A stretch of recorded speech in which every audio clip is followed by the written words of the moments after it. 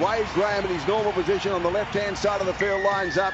James Maloney has us underway for Grand Final 2016, the Sharks and the Storm. The ball goes deep almost to the dead ball line, and immediately they bring the ball back 5 out from their own line. And here's a big tackle from Cronulla, 4 players involved. They're only a metre short of their own line, the Melbourne Storm. Back it comes now to McLean penalty. They moved up too quickly.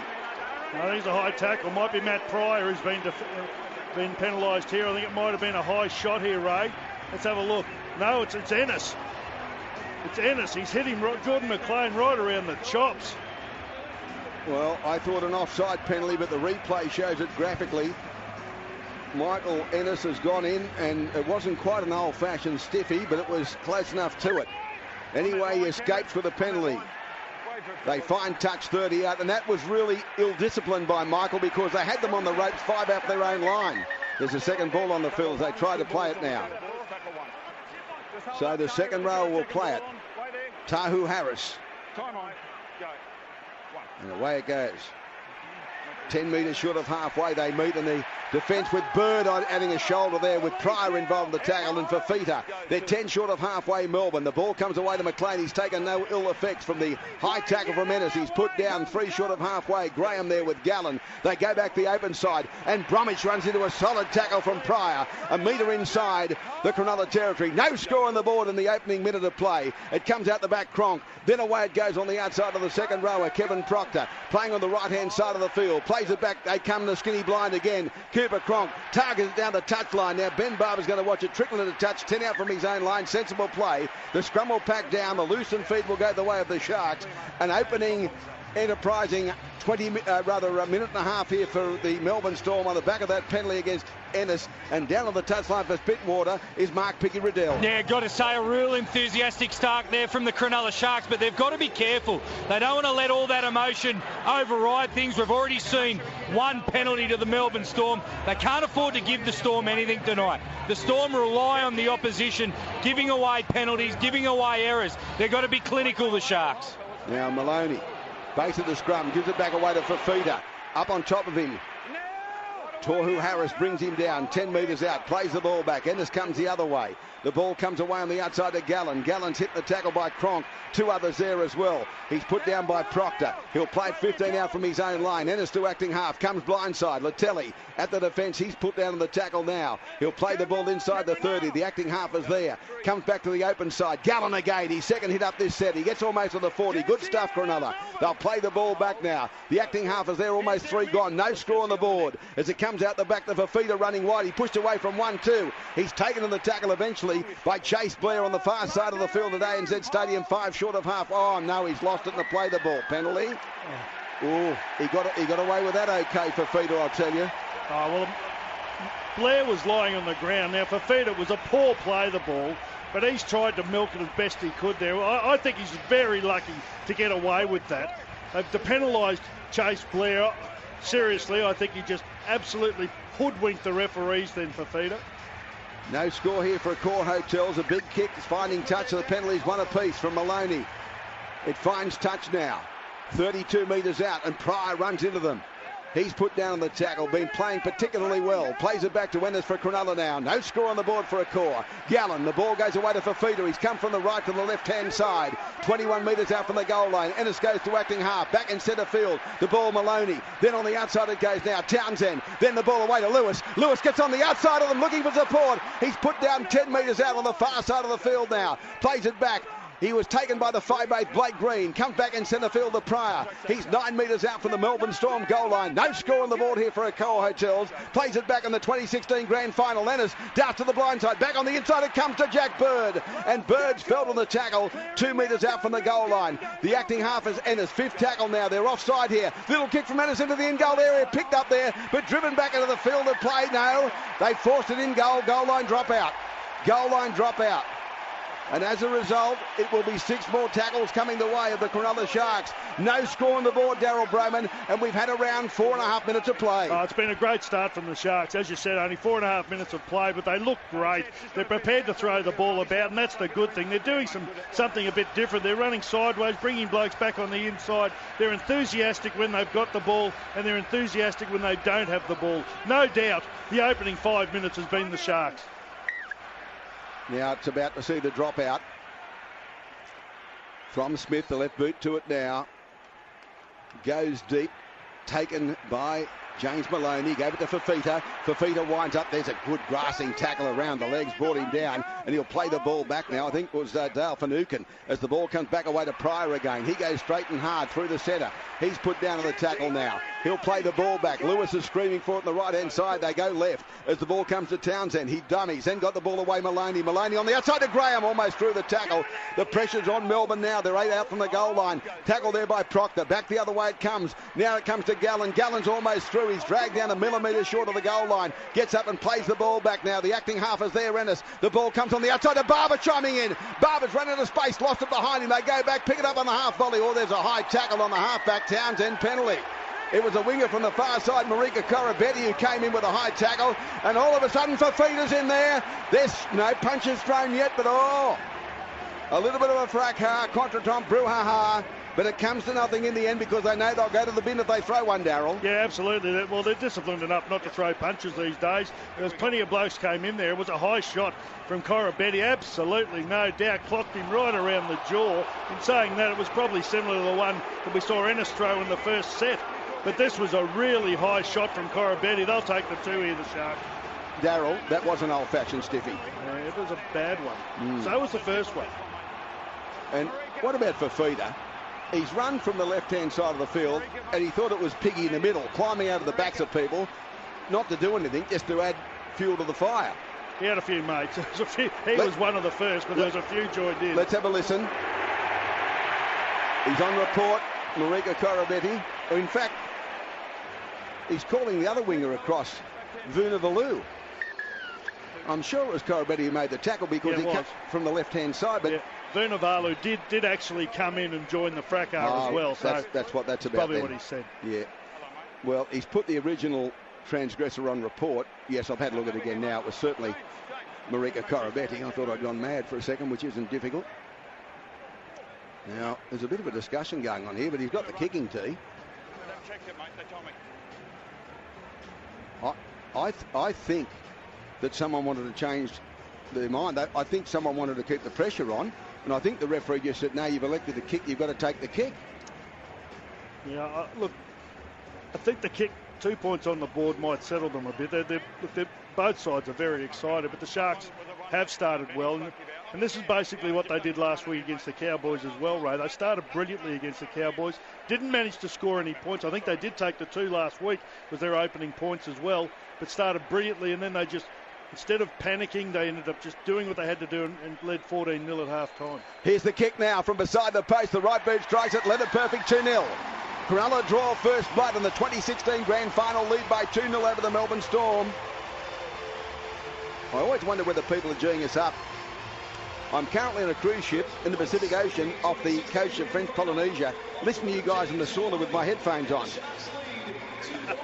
I think there's a competition out there to find it the most exotic place you listen to the continuous call team. Michael, if you tell me on a cruise ship near French Polynesia, I believe you in the sauna. Here's the kick-off now from Smith. It goes back to the goal line, and Maloney will take it, and he'll find Fafita on his shoulder. He winds up the big bloke, comes up the defence for Fafita, and bundled towards touch, but eventually put down. Vunivalu was there as the ball comes back on the other side to Wade Graham. He's hitting the tackle. So the Sharks draw early blood. For Accor Hotels, they lead by 2-0. They're inside their 20 after the restart. Most important, they complete the set of 6 here. Pryor comes outside the 20, up towards the 30, put down on the tackle. He'll play the ball back just off centre field. Ennis is there. Back to Gallen in centre field. On the right-hand side, he goes to the defence and he's felled on the tackle now. Finucane was around the legs there. He'll play the ball back. The acting half goes away to Maloney. Takes him on with a little jig and a drive. Oh, he's almost through. There's a despairing dive from behind by Blake Green. Brought him down 5th tackle. Good set. Over halfway. Back it comes to Townsend. He powers it downfield. Late trajectory one. Taken by the fullback. Cameron Munster, the Munster, he's almost through, but he's monstered now and put the ground 10 out from his own goal line. That's where he's going to play the ball. Yeah, it's been a nice start, hasn't it? Again, here's Korobetti. That's a great run from him up the middle of the ruck. But the thing I like about what the Sharks are doing, they're not too scared to throw the ball about again. And on the fridges, they look dangerous. So they play the ball now, the Melbourne Storm, 15 short of halfway. The ball comes back to the big front rower. Jesse Bromwich, he goes forward towards halfway. We've had around 9 minutes of play, 2-0 to the Sharks for Accor Hotels. Now the ball back away to the second rower, Kevin Proctor, playing on this right-hand side. He plays it back. Tohu Harris is on the other side, 5th tackle. And Cronk's allowed a bit of latitude before Ennis got to him. Barber's waiting for it. It takes it quite well, Barber. Then chased by Munster. Munster's got to him, then pushed away from him. He comes around the outside. Now he straightens up Barber. And now Munster chased him all the way across field until Green got to him, and they bring him down together. Oh, Townsend got the ball back away to Valentine Holmes, and he almost lost it, but somehow it came back into the body. The ball played back again, and now the pass to Feckie, the other wing 3-quarter. Sasea Feckie, he comes up towards the 40 before he's put down on the tackle. Sasea Feckie plays it now, 9 short of halfway. Now the ball back to Pryor. Pryor goes to halfway and held on the tackle. In fact, I think it might be Lewis. Yes, it is, coming from the far side of the field over to this left-hand side. Fafita across field now. He's through 1, through 2. He's going to pop the ball back. Oh, no, he's gone without it. And it's dropped there by the halfback, Chad Townsend. It wasn't a great pass, but had he taken the ball, he may have scooted away to stumble back down. Melbourne Storm loosened feet, but the Sharks still lead after 10 minutes by 2-0. He's causing them all sorts of trouble, Andrew Fafita. Whatever you think of Andrew Fafita, he would be punishing to play against because he's such a big thing. He's got a massive motor. On that occasion, he did run wide, but then he straightened up. I like to see him go straight for Fafita, but he's having an impact in this game early. That was an opportunity there for the Sharks. I've looked at the pass head on. It wasn't that bad. It wasn't as bad as I thought. Townsend should have taken that. Here's the ball. Smith at the base of the scrum. Out the back it comes, and they're put down on the tackle now. They'll play the ball back. And it's Corabetti pushing a player who was marking. I think it may have been Gallen, who then has his own little push. The referee's got to take charge here. Corabetti started that with a push on Gallen, so he had a crack at Cronk. They're pushing each other around, and the referee needs to stamp his authority here. And there's a tackle completed 42 metres out from the Cronulla line. Melbourne with it. The ball comes away on the outside, and straight and hard they go through Jordan McLean. He's put down on the tackle. 35 out from the goal line. They go to the open side now as the pass comes back away. Bromwich to Green. Green away on the outside to Munster. Then the ball back to Chase Blair. He's chased across field. Good tackle, Jack Bird. Good tackle. About 19 metres out from the goal line. Plays the ball back. It's on the outside to Green. 5th tackle kick across field. It's coming down on the far side. Feckie's going to take it in the field of play. Then takes the tackle. Great work by the young winger on the left-hand side. Great work. Absolutely it was, and it was great cover there from Latali, who got upended and driven back there. Great tackle by Finucane.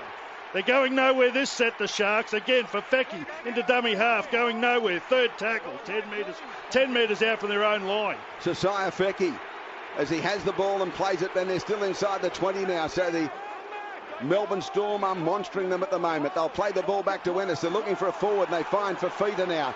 And they're moving up very quickly, and the crowd think they're offside, but you'd reckon they would. There's about 78,000 Sharks fans here. They'll play the ball on the 5th tackle. They're only just inside the 30. Back it comes to Townsend. He hurriedly kicks downfield.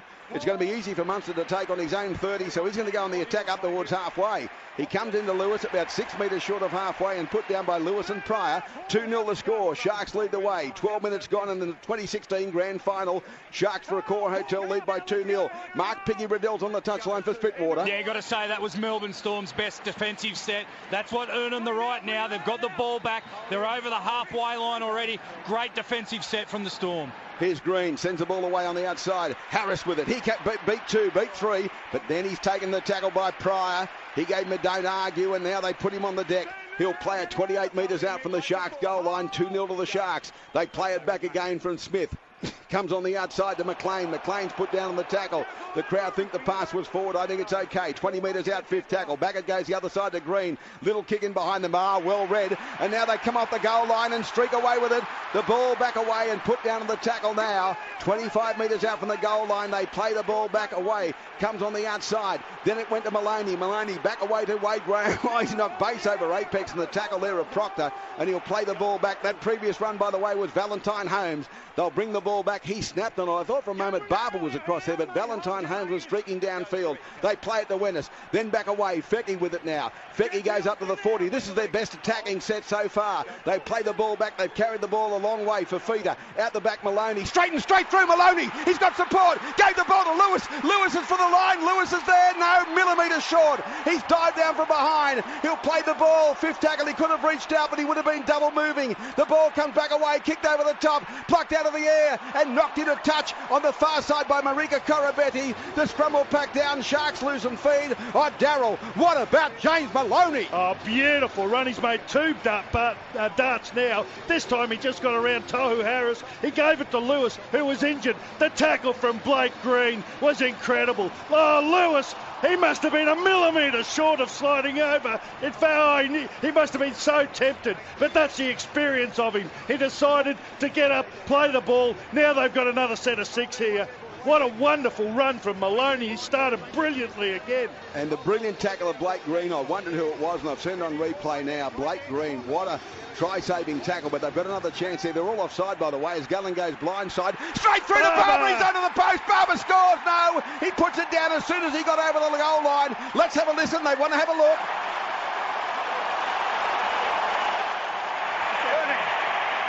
Tackle 1. Either try. We have tried. Just check that no one was pulled back at the scrum, mate. Well, we have tackle 1, we have try. Check that no one was pulled back from the scrum. I thought once he got over the line he was going to come and put it down under the post, but he just put the ball down sensibly. And here it is. Townsend's pushed out of the way. Gallen goes from the base of the scrum. There's Green and Chase Blair defending. He turned it back on the inside. There's nothing wrong with that. That's a brilliant play. Oh, beautiful. I mean, to come up with that in a grand final is absolutely brilliant. Barber packed into the lock or second row position, I think. Gallen picked the ball up, pops it back to Barber. This is a try, surely. Green lights there. 6-0. Kick to come. Not a difficult kick. Barber came through that quickly. It was the Indian goal area before you knew it, and sensibly he took the Jack Gibson advice. When you're in the in goal area, put the ball down, don't improve the position. He did exactly that. I was second guessing that he was going to come round and put it under the post, but he just don't. That'll do me. And Maloney will convert surely about 18 metres in from touch and back about 21 metres. It will be shortly 8-0. Sharks over the Storm here in the 2016 Grand Final. Yeah, well, I know he's my man, Flanagan, but they're coming up with some trick shots that the Melbourne Storm aren't expecting. That is something I don't know if I've seen. I have seen it from the Sharks in years gone by, but certainly not this year. Barber packed into the scrum. Gallen picked it up. He goes the blind. Townsend almost got in the way. He just pops the ball back on the inside to Barber, who's through a gap before they even blinked. They didn't get a hand on him. It was a brilliant try. Well, Mary says, having breakfast in Ireland with you guys in the background, up the Sharkies. Well, Mary, it is up the Sharkies. He's taken it back beyond the 20 here, James Maloney. Oh, he's a wonderful goal kicker, and he hits them. He normally kicks them under pressure, Ray. Be very surprised if he misses this. Moves into it. Right boot strikes it towards the uprights. Leather perfect again, 8-0. Sharks lead by 8-0. 24 remaining first half, 16 gone. Mark Piggy Riddell's on the touchline. He's there for Spitwater Pressure Cleaners. Yeah, we spoke about the Cronulla Sharks and them getting away to a really good start, a big start. They've done just exactly that. Over 15 minutes gone, they now lead points to 0. It's been a fantastic start, but a fantastic play from the scrum. As Darryl said, you don't see them too often, but a really well worked play at the scrum. Tactical, that would have come from the coaching staff. They would have practiced that at training throughout the week, and that pinpoint accurate with the try. The ball falls off the mount as he was moving into it, so they'll restart now. Thirsty's our man for all sports. Daniel Ricciardo, the Australian, has just won the Malaysian Grand Prix. Big news for Australia. Daniel Ricciardo's just won the Malaysian Grand Prix. And it's 8-0 here. Sharkies lead as Townsend takes it and finds Fafita again. He winds up Fafita, goes across field. I'm with Dell. I wish he'd run a bit straighter. He's put down on the tackle 11 metres out to his feet. Ennis, the ball back away to Pryor. Pryor's held on the tackle now. Oh, beautiful try. Worked magnificently by Gallen and Barber. Now the ball comes on the outside. Lewis is put down on the tackle. He'll play the ball back outside the 30. They're looking confident here, the Sharks, but they'll come back to Melbourne Storm as they bring the ball up towards halfway. Put down on the tackle now. About 8 metres short of the halfway line. Ennis again, Maloney. Superb game so far. Graham with it. Wade Graham takes 4 defenders to bring him down. Finucane's one of them. He'll play the ball back on the 5th tackle. Good set of 6. Maloney will go high with an infield bomb. It's coming down from Munster, 10 metres out. It just went a little too deep and he took it well, but then he runs into Wade Graham and he's put down with Latelli assisting. And Melbourne have the ball 11 out from their own line. Cooper Cronk. The ball comes back away and put down on the tackle now is Vunivalu. He'll play the ball back. The big Fijian on the right wing. The ball from Cronk. Back away to Marika Korobetti. So the wingers doing their part for Melbourne. They'll play the ball back 30 metres out from the goal line, their own goal line. Back it comes to Jordan McLean. That's a strong run. Straight and hard up towards halfway before he succumbs to the 3-man tackle. Townsend involved. Now Smith. They go blindside. Holding the ball out in front of him. The centre 3/4 before he's put down on the tackle. He'll be playing the ball back now. The acting half is there. 5th tackle. Back it comes to Smith. There's a kick from him. Not quite as high as the others, and Barber's going to stand his ground and take it as Munster creamed him in the tackle as he took the ball 10 metres out from his own goal line, and they'll play the ball back now. Cronulla, there's getting... Jack Bird's down the back play here too, Ray. I think he's holding an arm here. He reeled out of that tackle, so if you got your fingers crossed, he's going to be okay. Yes, he's back on the 40-metre line, Darryl. I missed him. He's way over on the other side of the field, out of the field of play, and he's in agony, grimacing as he's treated by the trainer. They'll play the ball back in the meantime. The acting half, Fecky, he played it back away, and now for Feeder. That's better. Straight and hard for Feeder goes. Up over the 30. They try to get him by one leg, but now he'll play the ball back. The acting half is there. Comes the other side. And now the ball back away to Gallen. Pirouettes out of the tackle, put down just short of halfway. I've been looking for the other centre, Will Chambers. He's been playing on the left-hand side. Now he comes back to the right-hand side, Will Chambers. It hasn't come his way. The ball goes downfield. Marika Korobetti juggles it, takes it. 15 out from his own line. 8-0 the score. The Sharks lead the way here. 21 minutes remain in the first half. 19 have gone. 8-0 the score for Accor Hotels, the Sharks. As the ball comes back away now, and straight and hard goes Vunivalu. Their first replacement I see. Tim Glasby's on the field in jumper number 15 for Melbourne Storm. And now they go through Finucane up towards halfway before he's lost the ball forward. Finucane. He said play on. The ball went forward. It's away on the outside. I still can't believe it. Proctor. Then the ball came back away, pushing away from defenders before he's put down on the tackle. And this time I think it's again Chambers going over that left-hand side. The ball back the other way to Munster. I'm sure that ball went forward. Unless he says it. Well, he can't have said it was stripped, otherwise 6 more. Yeah, he didn't rule that. No, it went forward for your life. Now, I'm looking at these centres. Chambers and Blair are playing on the same side of the field, the left-hand side. And now the ball back away, pushing away from tackles Green. He's got a pass on the outside, stepping through 1-2. Proctor back the other way, got the ball on a flat pass back away. Now McLean, he got it out the back. It's picked up by Harris. Harris skips at the defence. It's real Harlem Globetrotter stuff here. They've got the ball again, the Melbourne Storm. They're only 8 metres out, but the Cronulla side won't be thwarted, and they bring them down. So inside the final 20 of the first half, 8-0 to the Sharks. Here's the ball to Cronk. Little kicking behind them. Barber, it missed him, but it's going to go dead. Carry dead by Barber. Goal line dropout. Now, I need some help here, I think. Mark Piggy Riddell on the touchline for Spitwater. Surely that ball was lost by Finucane. Yeah, I was with you guys. I thought it had gone forward. The referees haven't picked it up. And then off the back of that no call there from the refs, the Melbourne Storms have got themselves a repeat set. I've got to say, I'm not sure about the Will Chambers chopping and changing sides, because we saw when the ball made its way back out to the right and Proctor got his hands on it, there was no centre there, no Chambers there. They could have had an overlap.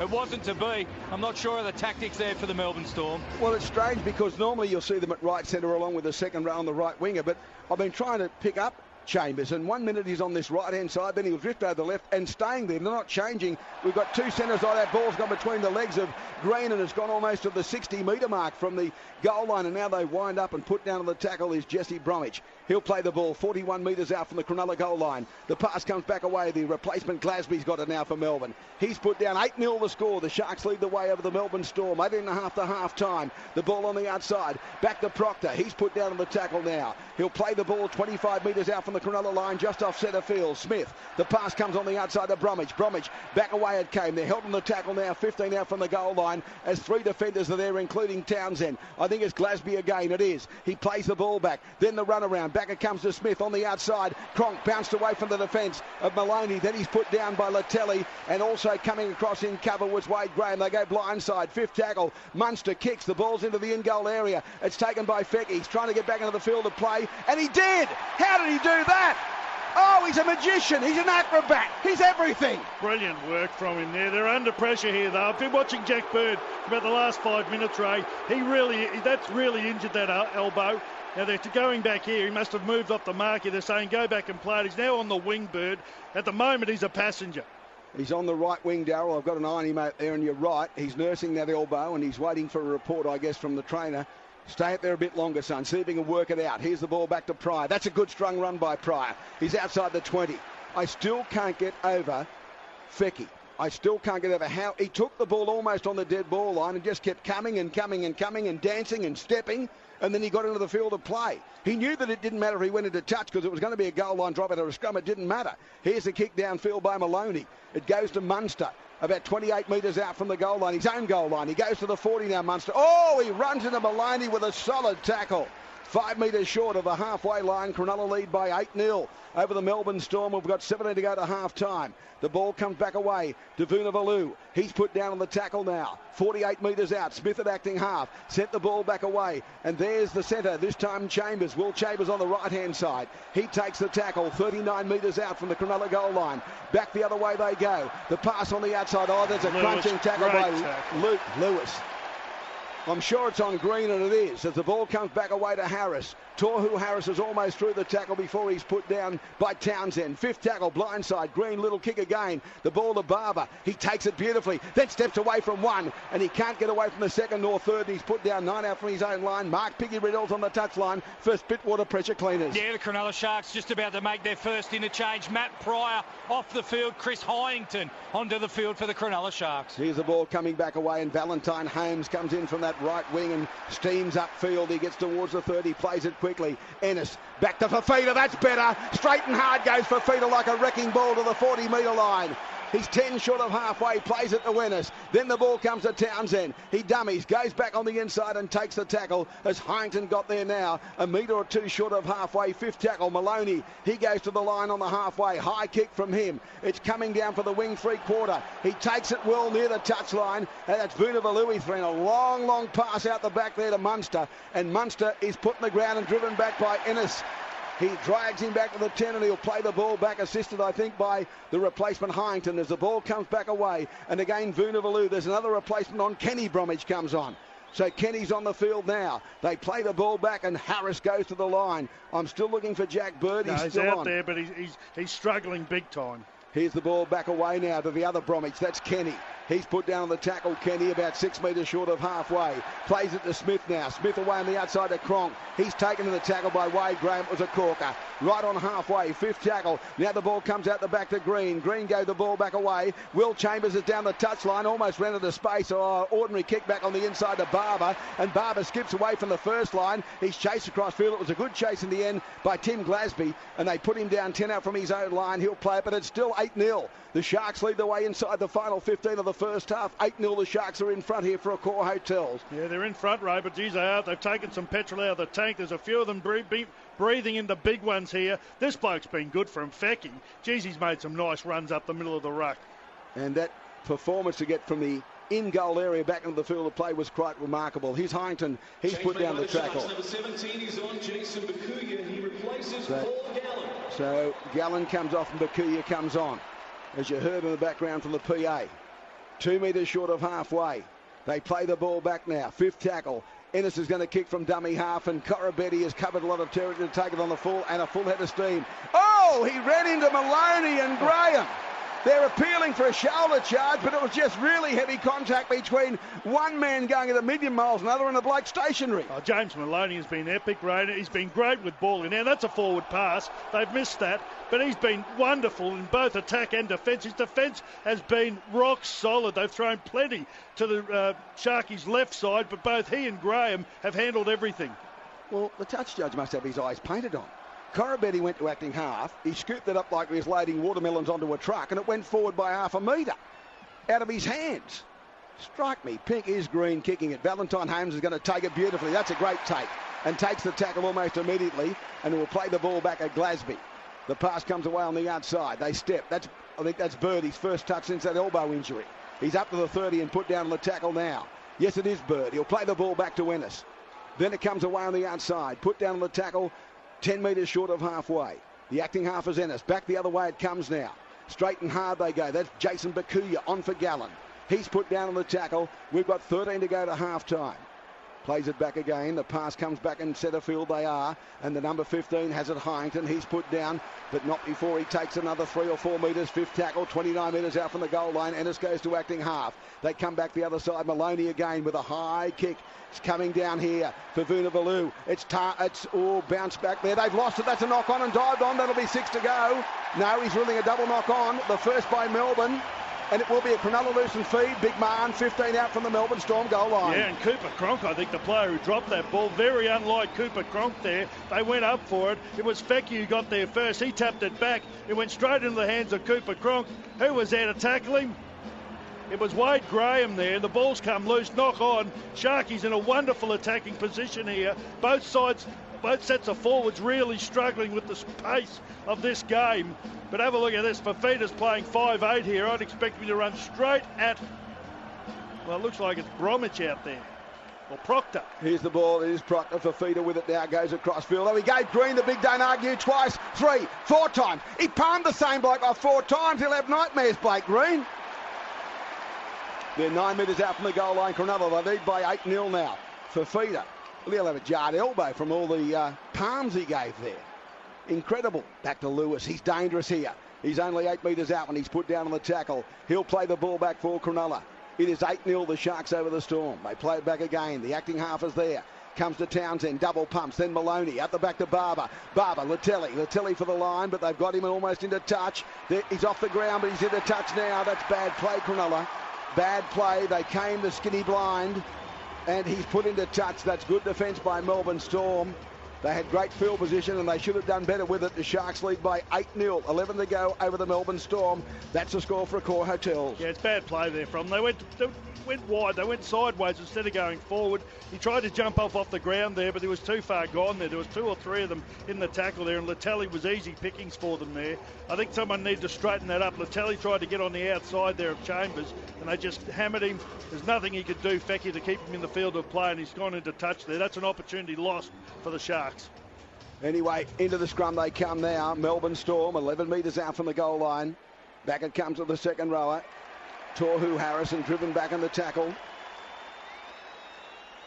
He'll play it back now. Their defence has been fantastic, the Sharks, Ray. Their forwards are doing a wonderful job. In the past, it's been in the forwards where Melbourne have been managing to beat them. It's not happening at this stage tonight. Their forwards are doing a tremendous job. So all of a sudden they'll play a 25 out from the goal line. The pass comes back away to Kenny Bromwich. He's put down in centre field, 15 short of halfway. They're appealing that he lost the ball. Maloney says he lost it, sir, and they're coming over. Wade Graham's copped a knock too. He's been knocked out in 2 of his last 4 games, Wade Graham. He's copped a knock there. I'm not convinced he's okay, Wade Graham. Look at this, a head clash, bang. They both go down, Bromwich and Wade Graham. Now Graham gets up, there's a slight stumble, but they both had a head clash here, Bromwich and Graham. Graham's okay, Bromwich is okay. The attendant came in, the trainer, and wiped a bit of claret. He's okay, plays it back to Smith. Then to Glasby. He goes through centre field and put down by Ennis, doing a lot of work in defence. 5 short of halfway. We're 9.5 out from the half-time siren. 8-0 the score. Valentine Holmes chased a kick downfield. It bounced up in front of him. Then he took the ball in front of Barber. And then he has a little bit of a goose step, but there's a straight line of defence. Finucane's there with Blake Green, and they claim him in the tackle with an assist also from the number 4, Chase Blair. The ball comes out the back to Barber. It was a shocking pass, but he did well to take it, then sandwiched between 2 defenders. He'll play the ball quickly. He does. Ennis will go. Then the ball to Fecky. Fecky, well, he's offside the player who made the tackle. He was never back to 10 metres. They'll play the ball back now. That was Kenny Bromwich. It comes away on the outside, and Harrington gets it up towards halfway before he's put down. He'll play the ball back. Ennis is there again, and the ball came quickly away to Lewis. Lewis is going to unload the ball back to Maloney. Great tackle from behind by Proctor. They're 35 out from the goal line. 5th tackle. Ennis is going to run it, then kick. The ball goes back to Munster on the ground. He picks it up 9 out from his own line and takes the tackle of Townsend. And Mark Piggy Riddell's on the touchline. He's there for Spitwater Pressure Cleaners. Yeah, they're just in control, aren't they, the Cronulla Sharks? Everything they do, they've just got the ball on a string. Michael Ennis with a nice kick in behind the line. Good kick chase. But just through the middle of the ruck, it's the Cronulla Sharks forwards. Their leg speed, they're just rolling down the middle of the park with ease. Now the ball comes back away to Will Chambers. I'll tell you what they have to do, Piggy. They've got 8.5 to go. They're going to defend this lead. You couldn't go to... Oh, he's played it incorrectly. He played the ball facing the touchline. He played the ball, Will Chambers, facing the touchline, and they looked, again, the same touch judge with his eyes painted on. 5th tackle kick by Smith. Coming down for Valentine Holmes. Plenty of... Oh, he almost dropped that. It went between his hands and his body. Then he brought it back in and put down. That's two instances where this touch judge has missed a forward pass and a bloke facing the touchline as he played the ball. Absolutely. Will Chambers was facing at 90 degrees from where he should have been. It's a penalty every day of the week.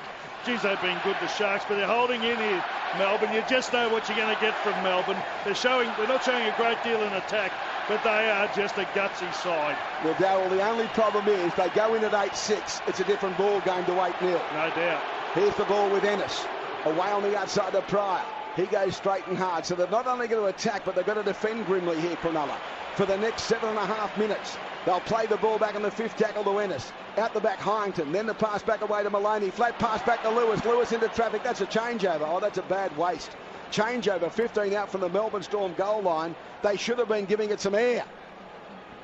Yeah, they're very tired, I know that. I think they were probably worried about doing a 7-tackle set.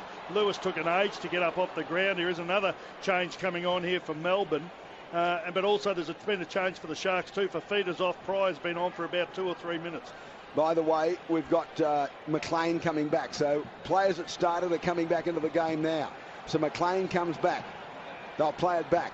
The pass comes on the outside of that man, McLean. He's dropped down 10 short of halfway. 8-0. Cronulla lead the way. 6.5 minutes to go before half-time. That's for Accor Hotels. Cronk, the ball back to Proctor. Proctor's going to try and unload.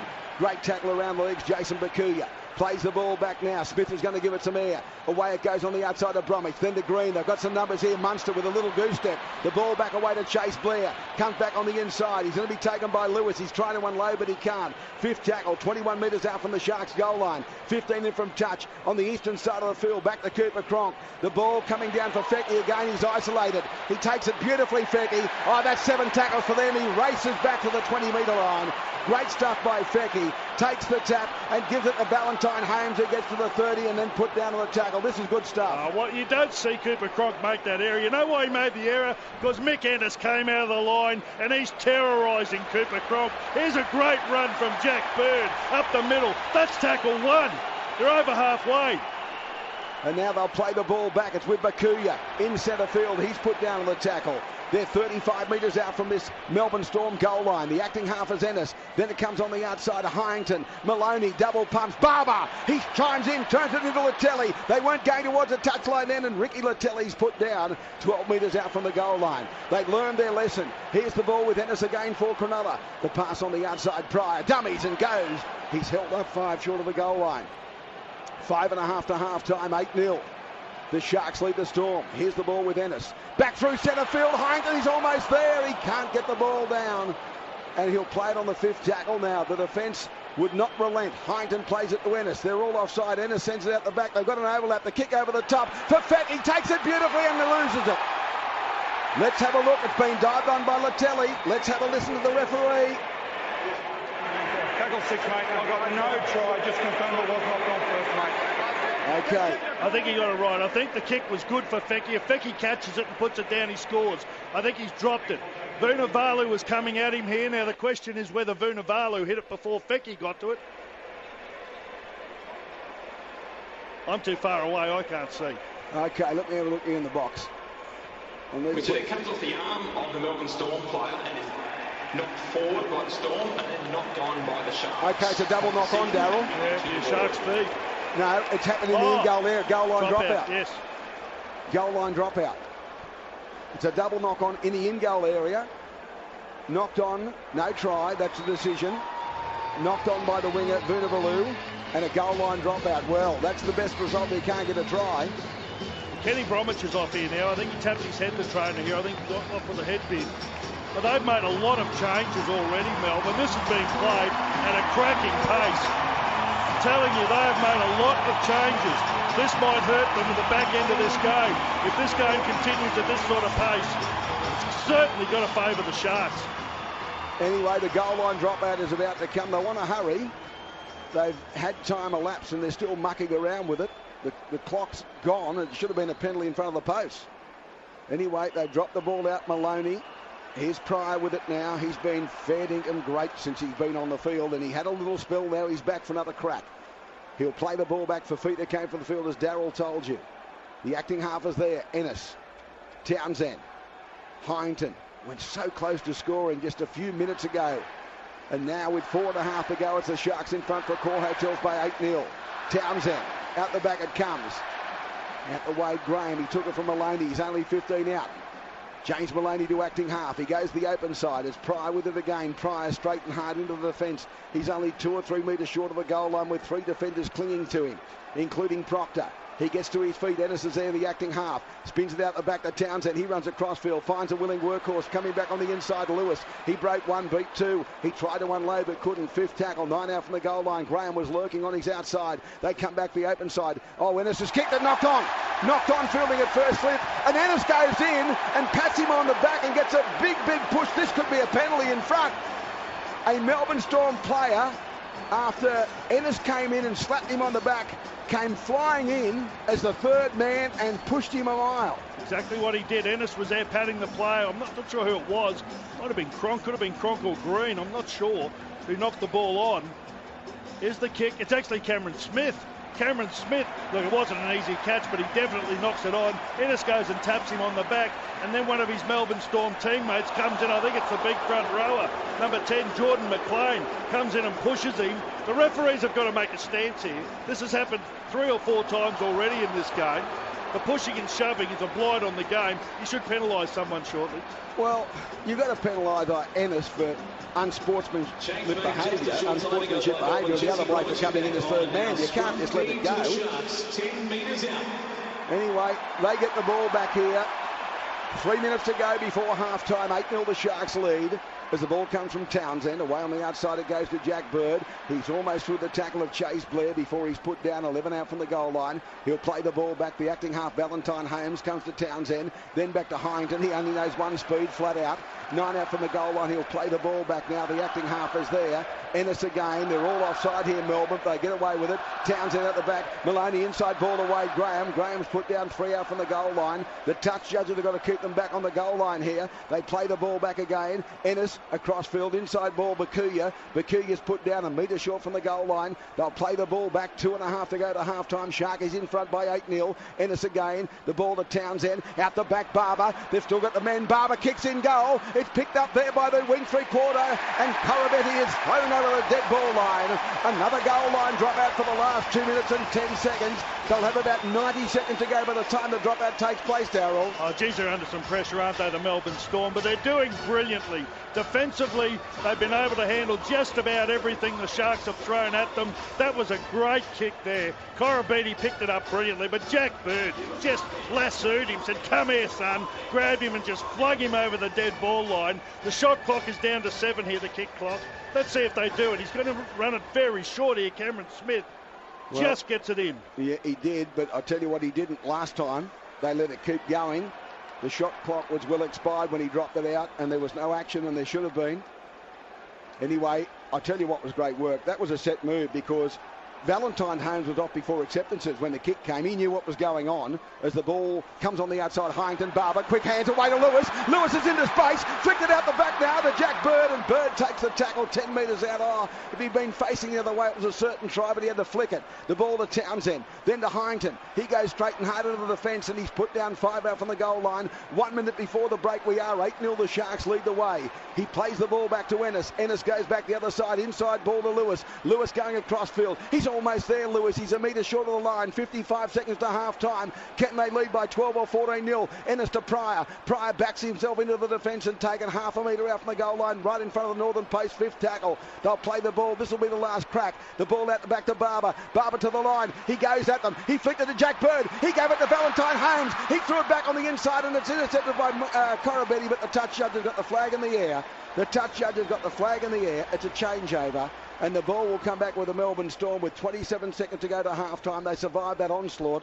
And I'll tell you what, they'll be very, very happy to go in just down by 8-0. And similarly, Cronulla will be happy to go in with an 8-0 lead as opposed to 8-4, 8-6. Yeah, I think they will be, but they've had certainly the best of the first half. And I would think, I haven't seen the stats, but they must have dominated possession, the Sharks. It's been all the Sharks in the opening half. I'm not sure 8-0's a fair enough reflection of what's happened here as they go back on the inside. What a tackle!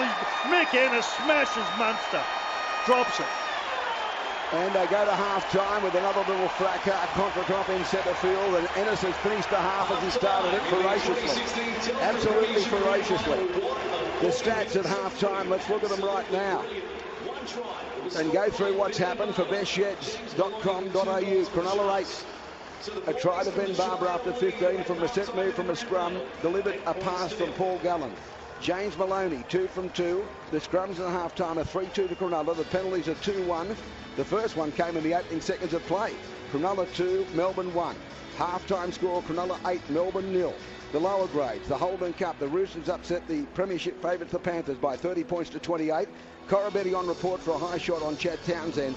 And in the state championship, Illawarra defeated Burleigh, the Bears, by 54 points to 12. The continuous call team coming your way, 2016 Grand Final, ANZ Stadium. Cronulla at half-time lead Melbourne by 8 points to 0 for Accor Hotels. Welcome back, continuous call team, half-time in the 2016 Grand Final. Cronulla leading the Melbourne Storm by 8 points to 0. It's Mark Levy back in the chair for the half-time break. Thanks to bestsheds.com.au. Ray will be back with you for the second half in very, very short time.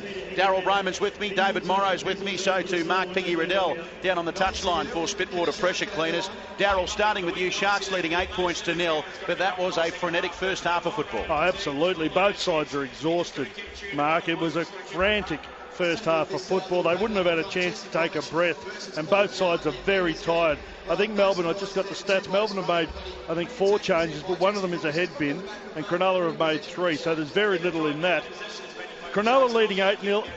I think they probably deserve to be a bit more in front. I'm not sure how much ball they had, Cronulla, in that first half, but they seem to have all of it, and they had all of it in good field position.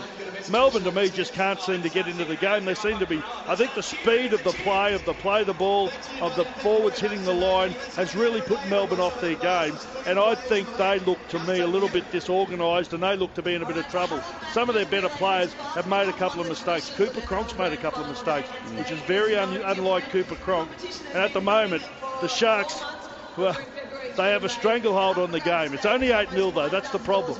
Well, a telling stat for you, Daryl. The Melbourne Storm in 1999 were the last side to win a grand final after being held scoreless in the first half. All 5 teams since have lost. It's 8-0, Sharks in front. Yeah, well, there's a long way to go. I mean, you know exactly what they'll be thinking, the Sharks, and Melbourne the same, and what the coaches will be saying. I mean, Shane Flanagan will be saying, look, you're halfway there. Yep. You've got to do it again. If the Sharks put up the same performance in the second half defensively and with ball in hand, they'll win the game. Yep, exactly right. That's the only thing. They cannot slacken off for 1 second, otherwise the Melbourne Storm will be very, very hard to stop. I think Melbourne's best player has been Corabetti. Yep. I really think the Sharks have handled their forwards extremely well, but Corabetti has looked dangerous every time he's got the ball. 8 points to 0 at half-time, thanks to bestsheds.com.au. 8-0, Sharks lead Melbourne Storm. David Morrow, Daryl's right. They came out and made a statement early. They wanted to get on top. They wanted to out-muscle the Melbourne Storm, so they need to try and keep those energy levels up there for the second half, and who knows, they could be claiming their first premiership. Well, I think what Daryl and I said something straight away after half-time is the fact that Melbourne have had to do so much work on their line, and that takes an enormous amount out of you. That's the thing that it might be all right to say, oh, they've had so many sets and all this, but a lot of Cronulla's work has been making Melbourne work at the line, and that takes a lot more out of you than defending in the middle of the field and down the other end. So I think, it'll be interesting to see what happens at the end. It's only 8 points, but, I just hope they get them back in the second half. Can we have a 10-metre rule? That's what the book says. Yeah, it's been 5 metres, hasn't it? Oh, and especially down here at this end. I mean, I know we shouldn't be talking about that, but I think both sides would like to have a little bit more room to play football. All right, 8 points to 0. Sharks lead the Melbourne Storm at half-time. Down to the touchline we go for Spitwater Pressure Cleaners. Piggy Riddell, how'd you see the first 40 at ground level? Yeah, look, pretty similar to Daryl and Thirsty. Look, the Cronulla Sharks, I think I just saw up on the scoreboard, they've had 60% of possession. But what they've done with it is what we spoke about pre-game. They had to complete really high. I think they're completing at around 85 or 86%. And they can't afford to give Melbourne anything. That's the big thing for me. I know they've had a lot of ball and it's only 8 points to 0, but they haven't given Melbourne anything to work with. They haven't given Melbourne really an opportunity to keep them under pressure, to build pressure against them. The other thing for me with the Cronulla Sharks, I just love their leg speed with their middle forwards and their outside backs when they get the football. And I think that's what's blown Melbourne away a little bit in and around that ruck. They start their sets with Fecky and Barber and Bird in and around that ruck, and then you bring the big forwards onto it, who I think, as Daryl mentioned, have out-muscled the Melbourne Storm pack and got through the middle. And it's a very simple game plan, but they've stuck to it in that first half. I've got to agree again with Daryl about the score. I think the players themselves will probably think, geez, we've had so much ball, we've had so many repeat sets, and we're only winning 8 points to 0. But you know what? That's what Melbourne do to you. That's what Melbourne do. They hang in there, and then eventually they get you. Well, at half-time, Coach Shane Flanagan, he's got to talk to his Sharks boys. He's got to keep them focused, keep them doing what they've done in that first half, and get them going on with things. Vicky, just out of interest, down at ground level, is it as quick as it looks up here in the broadcast box on level 3? Oh, look, you know what? They're all the grand finals, and finals are quick. This one is quick, really quick, because, boys, there hasn't been many breaks in play. There's been a couple of quick video ref decisions. There's been a lot of repeat sets. But other than that, I saw the Sharks, as I said, at 85% completion. The Melbourne Storm themselves are at 80%. So it's a high-quality game. Both sides completing. Therefore, a lot of arm wrestle, a lot of toing and froing, end-to-end stuff. And that's why it seems so fast. All right, Mark Piggy Riddell down on the touchline for Spitwater Pressure Cleaners. It's Sharks 8, Melbourne Storm 0. Darryl, I want to take you to the first try that was scored. The first points of the game came through a penalty goal to James Maloney, but that lovely little try to Ben Barber from the scrum, that was just brilliantly executed. Yeah, it was, wasn't it? I've seen them do it in the past, the Sharks, but I don't think I've seen them do it this year. And to pull it out in the grand final was just brilliant. I mean, Gallen just did it brilliantly. Picked the ball up from dummy half. He just went the blind side and then just threw the ball back on the inside to Ben Barber, who I think packed into the scrum. Actually, didn't the North Queensland Cowboys score a try similar to that in the grand final last year? It was something like that. But similar to that, and Barber just got the ball and they didn't touch him. He just zoomed through a gap. There wasn't a hand laid on him and scored the opening try. In fact, the only try of the game so far. So, you know, who knows what's going to happen in the second half. There's no doubt the Sharks are in the box seat, but they need to come up with a similar performance to keep Melbourne out of the grind here. They're just not in it. They're not making metres up the middle, Melbourne, and that really worries them. David, you know Craig Bellamy well. You put yourself in Craig Bellamy's shoes. They're down 8-0 at half-time. That's not many points. They're capable of putting those points on the board in the second half. What do they need to do in the second 40 minutes? Oh, I think he'll just sit there and say, look, fellas, they've had so much more ball than us and it's still only 8-0. Just go out and stick to what the game plan is. I doubt if it's a rant from Craig at half-time. I think he'd say, you haven't made that many errors. You dropped a few balls, but the blokes who dropped the ball been Smith and Cronk. Yeah. I mean, so he's hardly going to attack blokes of that ilk. I mean, and so, yeah, he'll have a look at that and say, well, they haven't, yeah, there's a couple of things we can fix. Well, I couldn't imagine it being a Craig Bellamy rant at half-time. Yeah. I would think it's going to be a measured sort of approach. We know where we can win, and most of that is reduce the errors, in other words, catch the football, and just play long and wait for them to make a mistake. Great to have you with us. Continuous call team. Half-time at a packed ANZ Stadium, 8 points to 0. Sharks lead the Melbourne Storm. Back downstairs, Mark Piggy Riddell for Spitwater Pressure Cleaners, just pinpointing a couple of players, and the emailers are saying exactly the same thing. Michael Ennis, leading up to this game, everyone said, Michael Ennis, will he get under the skin of a few of the Melbourne Storm players? Well, I think they have, given the reaction that Michael Ennis got after he tapped Cameron Smith on the back after his little mistake. Yeah, exactly right. Obviously, that's just how Mick Ennis plays the game, and he has done from day dot since he came into the NRL. You know, and I spoke about it early on. He had that headshot right at the start of the game, but other than that, he's been really good for this Cronulla Sharks side. That's what he does. The Melbourne Storm players know that's what he does, and they've just got to ignore it. They've just got to get away from it. They've got to focus on what they've got to do to win this football game and move on with things from there. But Michael Ennis, he'll continue to do it through this second half, no doubt. All right, Peggy, thank you. 8-0. Sharks lead the Melbourne Storm at half-time. Darryl, I was a little bit concerned early in that first half on the far side of the field where Jack Bird left the field with what looked to be a wrist injury or a hand injury. It was an enormous pain. He had to get some feeling back into it. Eventually he did, but I reckon every Shark supporter would have held their breath hoping for the best. Yeah, it's actually an elbow injury. He's got it strapped. I actually saw a video replay of it, and it was just, well, it's amazing it's not broken because it was an awful thing. And somehow he's withstood the pain. He was in trouble for about 10 or 15 minutes, but he finished the first half off very strongly and played, I think, really well. Defensively, he's been great. Just looking at some stats here. Now, Andrew Fafita is a player no one really likes as a guy, but as a player, you can't underestimate his impact on this side. He's had 13 runs, 108 metres, 4 tackle breaks. He's made 18 tackles and 1 offload. That's a decent first half of football in a grand final, let me tell you.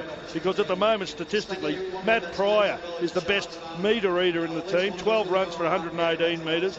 1 tackle break, and I think the player who's been dominant is James Maloney again. Yeah. And Luke Lewis, they've they've been brilliant together. But Maloney has made 1 tackle break, 12 tackles, and his tackles have been telling because they've aimed plenty of the big blokes at him, and he's just handled it every time. It's been a wonderful first half from the Sharks. They're 40 minutes away from glory. They can do it, Daryl? Of course they can do it. They've got to play like that again, though. They've got to come out with that same energy and belief. They've got to believe they can win this game.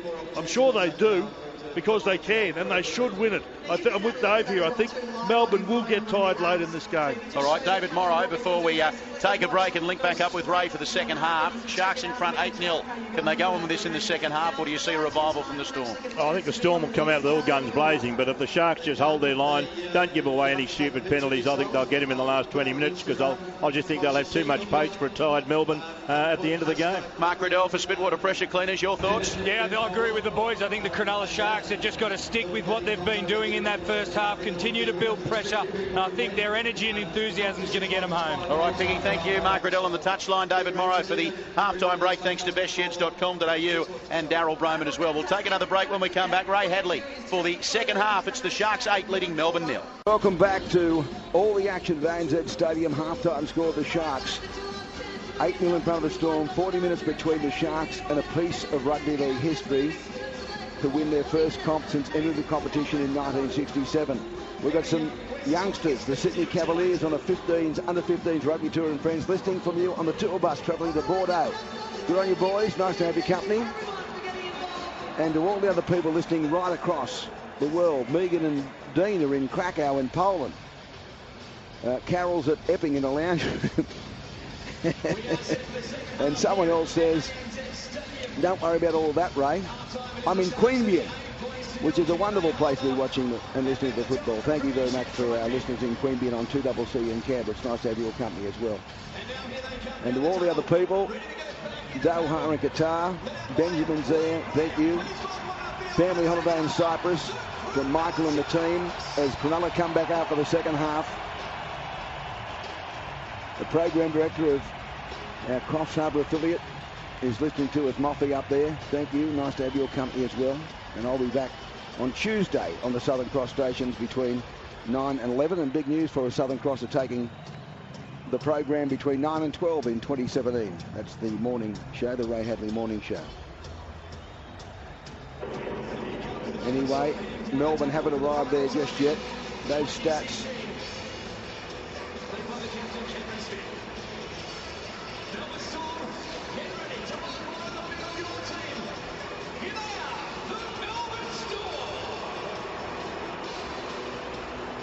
.35 tackles from Cameron Smith in 40 minutes of football. Unbelievable. They've had to do a lot of tackling, and the best they can do for Cronulla is their hooker, Michael Ennis, with 22. But that's because of the weight of possession. It has flowed decidedly the way of the Cronulla side. They've completed 18 of 21, Daryl. Yeah.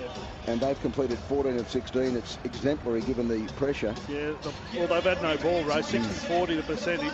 If that turns around, well, maybe the Sharkies are in big trouble here. But I don't know. I just think they've got the eye of the tiger at the moment. This is an opportunity to do something that no one else has ever done for them. And I don't think they'll let it slip. Well, the tackle count, Darryl, is 219 made by Melbourne, 149 by Cronulla in the first half. That may well tell in the latter stages of the game. The kickoff comes from Melbourne, and now the ball brought back with Pryor as he brings it back towards his own 20 and put down. So they need no mistakes for this opening set of 6 and get a kick in. Ennis is there. 8-0 the score. Bakuya almost over in the ball, but he takes it over the 30. That's 2 tackles gone. 8-0 the Sharks lead the way over the Storm for Accor Hotels. Back it comes now to Wade Graham. He's put down 9 short of halfway, 3rd tackle. Ennis, Hyington, out the back, Townsend. Away to Lewis. He's going to go over halfway through a dummy. Oh, geez. He had Jack Bird with no one on the inside, and he was flying Bird, but he didn't get the ball to him. Townsend. Away comes Bakuya again. Now, that's a good set of 6 because on the 5th, they're 38 metres out from the opposing goal line. They'll play it back to Ennis. The ball comes back away to Townsend. Goes high with the ball. That's a real tester. Now, he's going to take it, Munster, but he's going to be hit immediately by Bird and Lewis, and then Pryor comes in to complete the tackle. So, you see, they've got them pinned down inside the 10 because they had field position to kick to. And now the ball comes back to Marika Corabetti. He's put down on the tackle. Well, it's been a wonderful start, hasn't it? A good set of 6. Great defence there. This is tackled 3. They're 13 metres out from their own line. The 2 wingers are doing an enormous job for the Storm to try and make some ground. Some headgear from Ennis Westers. He and Vunivalu have a little bit of a set 2 in back play. He ripped off the headgear and threw it away, Vunivalu. As now Smith is back there. Now Ennis has retrieved the headgear. He needs to get back into the defensive line instead of pushing and shoving with the winger, who's gone back to the right wing now. As a kick comes downfield by Cronk, and Barber's going to cover some territory and take it beautifully just in front of Valentine Holmes. He comes to the 30 now at the defence, and there was a little gap there that closed as he's taken by Chase Blair. Let's see if Chase Blair stays on the left-hand side and leaves, of course, Will Chambers on the right-hand side where he is at the moment. That's a good run. They're up over the 40 and they'll play the ball back. The acting half is there. That was Bird again as the ball came back away. This is the winger, Fecky. He's put down on the tackle now, 48 metres out from the Melbourne Storm goal line, just off centre field. 8-0 to the Sharks it is, as it was at half-time for Accor Hotels. The ball to Maloney. A beautiful pass on the outside. Latelli's down the touchline. He comes back in field and he fell to the tackle. 8 metres away from the goal line. Maloney is pure magic tonight. They'll play the ball back to Ennis. Ennis away on the outside it comes now to Townsend. Then to Barber. Barber shows it on the outside, runs himself, goes again Barber. He's held by the hand and thrown to the ground on the 5th tackle. 12 out from the goal line by Blake Green. Bird, back it comes to Townsend. There's a kick over the top. It's coming down close to the goal line. They go high. It's in the in-goal area. It's taken by the wing 3-quarter. Vunivalu, and he's put over the dead ball line. Goal line dropout. It could have easily been a Sharks try had it bounced fortuitously. Oh, absolutely. The kick there from Townsend was a beauty. Wade Graham just getting to his feet now after being hit. But no one went for the ball out. He's back to the ball there, Jesse Bromwich, or Kenny Bromwich, and it bounced fortuitously, as you said, to Vunivalu, and who was in his face? Ennis. They've got another set of 6. They've started the second half like they finished the first. 83,625. Great grand final crowd. And they want to shut this place down 12 months ago and play all the grand finals in town to a crowd of 60,000. Thank God the state government got it right. They're going to spend some money and improve this and make an all rectangle field. Here's the ball coming back away and still fit 80,000 plus in here. 30 metres out. It's no better venue in the world that can accommodate 80,000 people. Very few stadiums can accommodate over 80,000 anywhere on the globe. As the ball comes back to Townsend. Then the ball on the outside of Hyington. He bounces away from Green, still going. He came back on the inside. He's fell to the tackle now. He's 26 out from the goal line after they got the ball back from a goal line dropout. 36 to go in the game, 8-0. Bakuya, Cronulla lead. Maloney, he got the ball to Barber. Barber turned it back on the inside. It came to Valentine Holmes and he's put down on the tackle now. Not Valentine Holmes, I'm sorry. Get back on the inside, it was Fecky. Then the ball comes blindside. The ball is only a metre short of the goal line as Cronulla have felled on the tackle now. They'll play the ball back close to the goal line. Again, it's Wade Graham to his feet. Little kick there, but it's gone straight to the Melbourne Storm. I think it was Ennis again kicking the ball, but it's come straight back away to him. And as a result, they'll bring the ball back from their own goal line. They should have done more with the ball there, Darryl. Yeah, it wasn't a great kick. I thought there was a chance. Exactly what they didn't need. They've given away a penalty. I mean, seriously, that's happened 100 times in this game, what that penalty's been given for there. I don't know how many penalties have been given so far in this game. Hardly any. Four penalties. Okay, 4 penalties, and that is the softest penalty of all time. It's a great leg up for Melbourne to get out of their own territory, and they were struggling. Well, it's Luke Lewis for his hand on the football. Melbourne invented the hand on the football. They've got the patent on it. They've got the patent on it, and he's penalised Cronulla, and that was Chikin. Look, there's a couple of decisions, not monumental, but when they played the ball incorrectly and no one saw that, nor the forward pass, it gets you worried. Now they've got the ball through Munster all the way up the other end of the field. They're 40 out from the Cronulla line. It can turn on an incident like that. They'll play the ball back. The acting half is there. That's Chase Blair. Back the other way. Held on the tackle now, the second rower. Tohu Harris, who'll play the ball 31 metres out from the goal line, to his feet. Then the ball comes flat. Bromwich on the run around. Back to Smith. Smith got a bit of track. Oh, it hit him in the head. It was a falcon from Kenny Bromwich. But it went backwards fortuitously and straight to the arms of his brother, who gave the ball back away to Corabetti. And Corabetti fell to the tackle. They'll play the ball back now. And it's 28 metres out from the Cronulla line. Smith It going to Cronk. That's a forward pass on the outside. They let it go. Munster got the ball back away and down the touchline. Will Chambers has gathered in. Only about 5 metres from the goal line. Fifth tackle by Fecky. Now the ball comes back. Fifth tackle. He's kicked it across field. The ball's come back away. Taken by the second rower. He tried to unload with Harris. He did. Then the ball came back to Cronk. He has a second kick of it. Fecky's going to take the ball just out from his goal line well and takes the tackle immediately of Corabetti and will play the ball back, or rather I should say of Vunivalu, and play the ball back. Yeah, listen to the fans. They want a penalty here for the Sharks. They believe that the Storm are offside in every play the ball and just about are. Here's a penalty. The Sharks get a soft penalty here. This is for upending Fecky. Well, there's a number of players involved in the tackle. Push and shove again. In they come. Fecky, by the way, is being attended to by a trainer, but he got to a dangerous position, and I think it's Cooper Cronk who is most notably involved in the tackle. And they're trying to calm a couple of players down. I think it may be Chambers over there that they're trying to calm down, and he's calmed down now. We've got 33.5 minutes to go, and here's the tackle again.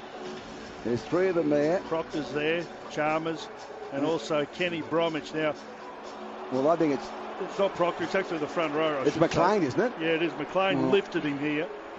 Well, McLean shouldn't be doing tackles like that in any instance. Exactly. In any instance.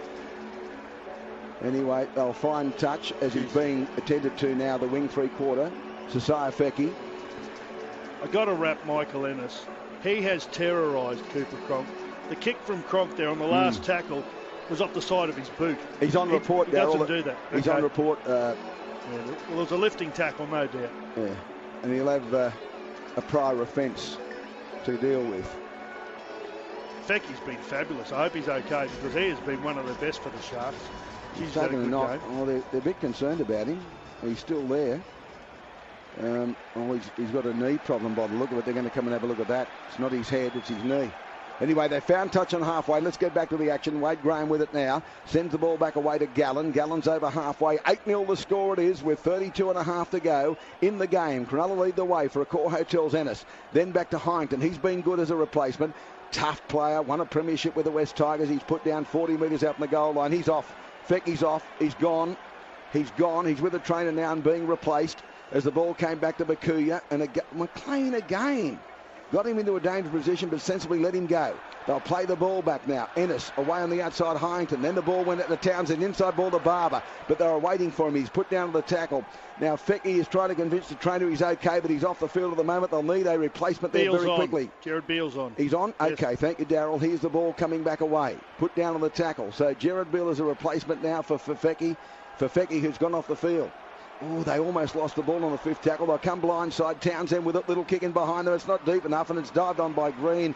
Just ineffective stuff. They needed to put the ball into the in goal and really, really chase, but he only put it about 5 metres out from the goal line, and Green was able to grab it. Down on the touchline, he's there for Spitwater. Mark Piggy Riddell. Now, you boys are talking about Sasaya Fecky. Now, from my understanding, the head bin's for concussion, and they're carrying off with a leg injury. So, again, like we've seen all year, sides using the concussion rule for the wrong reasons. Well, I guess it was because of a reportable dangerous tackle. That's Here's wrong. a leg pull. Here's a leg pull this time against Maloney, I think, and Ennis. And it's a penalty to Melbourne. They're inviting Melbourne back into this game. They do lead by 8-0 with 31.5 to go. He'll be livid, Coach Shane Flanagan. That's exactly what they didn't want to do. They don't want to give them a sniff, and they're giving them a sniff. They're giving away penalties to them. They're getting metres. They're having trouble getting up the field. The only way they can really get up there is through penalties. Defensively, they've been great, the Sharks, but if they keep giving away penalties, they're going to get hurt. So Jesse Bromwich with the ball now, plays it back, comes away on the outside to his brother, and Kenny's put down on the tackle. He'll play the ball back 25 out from the goal line. Cronulla being called back by the referee. The ball's cut out away on the outside. It came back away to the second rower. He's put down Harris on this left-hand side of the field. Tohu Harris. He plays it. 11 out from the goal line. They come blindside. The ball came back away to McLean. He's dragging defenders with him, but he's only put down astride the goal line almost. Pushed back into the field of play. He'll play it back to Cameron Smith now. Smith sends the ball back away. They're almost there. They got the ball down. That might be a try to Melbourne. He's going to have a look. Let's have a listen.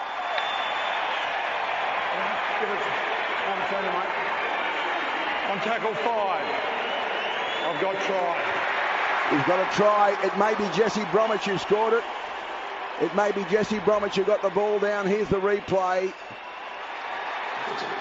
It's down. It's down. That's a try. It's 8-4, 8-6 shortly. On the back of 2 penalties. The most recent one for a leg pull. Ennis and Maloney conceded it. No one's arguing about it. That's a green light and try. 8-4. Back they come. The Melbourne Storm. The Sharks lead by 8-4 with a kick to come from beside the post. And let's have a listen. Gallen's blowing up like a second-hand lawnmower. The hand on ball, he come up here with a try, and then the leg pull was really blatant, mate.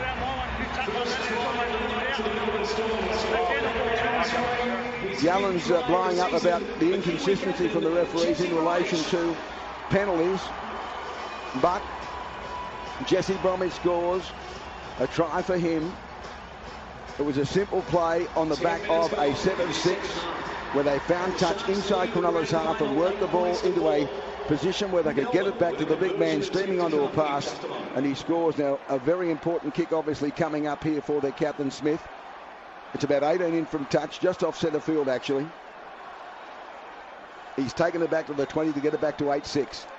Well, that's a massive try there for the Storm. They needed to be the first to score, and it was really just a short pass from Cameron Smith. Only went a metre, but Bromwich, he's just such a big unit. He got to the line, he twisted, turned, and made sure he got the ball down. It's a great performance. Now the alarm bell should be ringing here for the Sharkies. They need to be the next to score. Here's the kick about to come from Cameron Smith. 18 in from touch, back on the 20, left boot, strikes it towards the uprights. Leather perfect this one as well. 8-6. Sharks lead the way over the Storm. Mark Piggy Riddell, he's on the touchline right now for Spitwater Pressure Cleaners. Well, he was a minute ago. Sounds like he's not coming through, Piggy. We've got a line problem, boys. Can you attend to that for me? Thank you. Anyway, the try scored. 8-6 the score for Accor Hotels. Harrington's gone up the tunnel too for the Sharkies, so now they've got Fecky and Harrington in a bit of trouble. So in the space of a few minutes, things have just turned completely here. We've got 28 and a half minutes to go in the grand final. Sharkies leading, but they're going to have to dig deep here. Okay. So we're getting a new microphone fixed downstairs, and then we'll go back to Piggy from the kickoff. It's with the Melbourne Storm after they scored that converted try to get within 2 of the front runners. 8-6 still the score, and they need to gather themselves together here. Harrington and Fecky off the field. Still not working, boys, on the touchline. Anyway, back they'll come, 31 metres out from the goal line now. Please tell me it's not a radio mic. I barred them about 1992. If it's returned, I'll strangle someone. 9 metres short of halfway. They say, oh, they always work great. Not when you need them, they don't. Here's the ball played back 45 metres out from the goal line. Plays it, the acting half is there. The kick comes from Cronk for Melbourne. It's going back now to the replacement player, Beale. Oh, he's smashing the tackles. He took the ball from the winger, Vunivalu, and gave it back to a teammate from Cronulla who gets outside the 12-metre mark, and they'll play the ball back now. The acting half is there. I think it may have been Latelli bringing the ball back. It was. And now Melbourne with a newfound resilience. The ball comes back away. They go through centre field again. That'll be Valentine Holmes from the other wing coming to take some pressure off his forwards. Ennis, quick play the ball. Back it comes again. Jack Bird gets involved in it. He beats 1-2 and put down 8 metres short of the halfway line on the 5th tackle. The ball comes back to Maloney. They're going to run it. The ball comes on the outside to Graham. Graham, the little kick by Latelli. It's come back to Munster, who juggles it 9 out from his own line. They had to kick the ball. It was the last tackle, and they come at the defence before he's put down on the tackle now, and will play it inside the 20. Well, that whole set with all backs for the Sharkies there, because the forwards, there's no one there. It was one after the other. They all had us run there, and in the end they ended up having a reasonable set. But at the moment, I've got absolutely no doubt Melbourne have got their tails up here, and they're on top. Sharks hanging on by the skin of their teeth here. Here's Harris.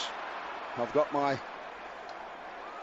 heart in my chest pounding at the moment because I need the pig boy. Here's the pass coming back away, and that's McLean. He passed it out the back as he fell, came to Smith, then he gave it to Cronk, then it went to Proctor. Proctor away on the outside, through centre field they go before the tackle is affected. Melbourne on the 5th. They'll play the ball back now. The acting half is there from 30 metres out from the goal line. He'll play the ball back, and now Barber's going to attack the ball and take it beautifully, Barber, and bring it down 12 metres out from his goal line. There's a problem out here. This is Bakuya. He's Bakuya. in big trouble. Just hang on, Piggy. We got you. Go for your life, Piggy. We got you back online now. Yeah, Jason Bakuya, he's been down in pack play probably for that whole set of 6.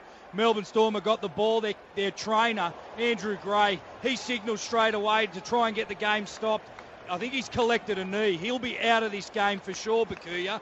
So the Sharks, they are in all sorts of trouble with players off the field. Well, that would mean they're down to a 14-man rotation. Well, Hyington's back out there. He's on the bench. And Tagatese hasn't been used yet, so that's 15. But I'd say Fecky's out, and Bakuya, he's copped a knee to the head. There's no doubt about that, and he's been laying on the ground for 90 seconds. So I've got some bad news. They're down to a 13-man rotation because Pry's gone for a concussion test as well. So maybe Hyington would make it a 14-man rotation, but at the moment there are 4 players in doubt, and Bakuya's gone for a concussion test as well. So we've got Bakuya up the field. In the meantime, Barber took the ball beautifully. He was put down 12 metres out, but we've still got 26 minutes and 10 seconds to go, and the Sharks are down on troops, but they do lead by 8 points to 6, but they need really to push, push, push and push. Sam Tagatese comes on for the first time. Fresh leg there. So they'll play the ball. 28 metres out their own line. The acting half is there. Sends the ball back away to Fafita, who's back for another stanza. He'll play it 10 metres short of the halfway line. Ennis a quick play the ball. Sam Tagatese steams onto a good run by the big fresh legs. He'll play the ball back. 5th tackle, 2 metres inside Melbourne Storm territory. I tell you what annoys me with these referees. This time it's Ben Cummins. Proctor was 3 metres in front of him when the kick came, and Proctor simply was allowed to continue on to the defensive line as the kick came. Well, there's a ball dropped here. This will be an interesting decision. They're going to let him play the ball here, Corabetti. The ball comes spewing out. They're going to give it back to him, time to play it. It's either a penalty or a scrum. Strange decisions, but I mean, the referee Cummins looked at him, and he was offside for your life. When the kick was about to come for Cronulla, he did nothing about it anyway. And the same thing for Lewis here from the other side of the ledger. Again, this is checking. He does nothing about it. You've got to keep them apart. The ball played back. Smith, it comes on the outside now. Bromwich, then Cronk, the ball back away on the far side. It came to Proctor. He's filled on the tackle, but they're down on troops at the moment. Cronulla, another player on his back, Latelli. The ball comes out the back, Smith. Then it came back away. McLean, he's held on the tackle now, and he'll play the ball back. He got in a very awkward position as he fell there, but he's going to get up and play the ball inside the 25th tackle. Then the ball to Smith. He goes across field. The kick is back towards Barber. Too big. Oh, he really makes a mistake, Smith.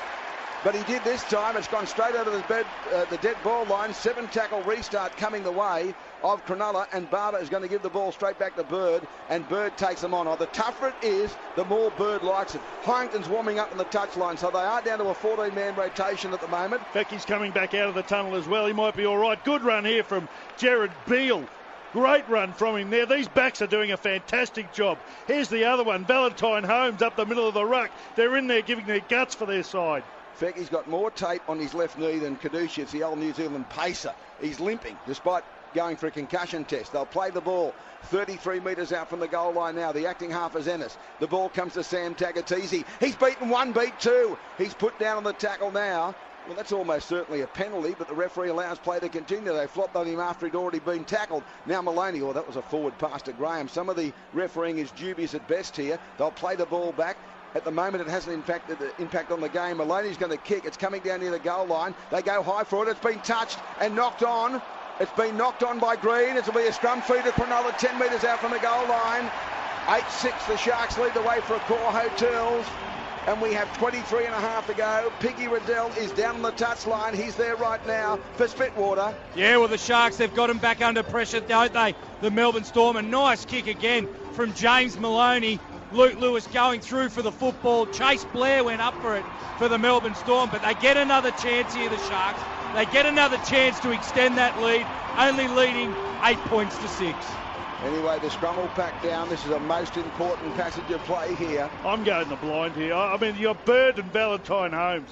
They're the most likely to go here. And they're marking again, and they go the other way. As it went to Fafita, who's standing at 5'8". He'll take them on Fafita. He's going to be put down 6 metres away from the goal line. He'll play the ball back to Ennis. They come back the other side of the ruck to Tagatese. Tagatese's almost there. Half a metre short of the goal line. He's put down. He'll play the ball back. The acting half is there. Bromwich made the tackle. Then Maloney. The ball to Townsend. Townsend short pass away to Lewis. Oh, he was almost through. Great defence from Harris. He'll get up and play the ball back. Green as well. Then the ball comes to Ennis. He runs from acting half, but they're awake to him. So the new acting half is Paul Gallen here for the Cronulla Sharks. They lead by 8-6 for Accor Hotels. He gives it away to Townsend. Then the ball spun out to Maloney. They've got an overlap. Barber goes himself. Barber, but the tackle is effective on the far side of the field. They bring him down. 5 out from the goal line. 5th tackle. The acting half is there. They fling the ball back away to Maloney. They're going to go to the air again. Low trajectory kick this time. Oh, it's taken in goal. No, in the field of play, and then he went in goal. The number 4, as a result, it will be a goal line dropout. Chase Blair's taken the ball, but came from the field of play. Well, their kicking game's going to have to be absolutely spot on to get them home here, the Sharks, and that was a beauty from Maloney. He just stabbed at it. It hardly went over the height of a normal-sized person. It wouldn't have gone 2 metres in the air, and then it was Chase Blair who took it, but he came from the field of play. Here's another opportunity for the Sharks. They do need to convert one of them. I want to really commend both officials there. He leapt in the air from the field of play in a running motion, and both legs were off the ground as he took it, and then he landed in the in-goal area. Now, people would think, oh, that's got to be an optional restart because he took it on the full. No, because he left the field of play. And like I slowed it down and looked at it, but these two blokes had a look at it live and made a very quick decision. Good work. Ennis away on the outside. Tagatisi took it from Townsend. And here they are again. Now, this is their second set of 6, make it their third set of 6. They'll have to defend for 18 tackles here, Melbourne, and they can do it. Here's the ball with Ennis. They're down by 2. Gallen. Maloney.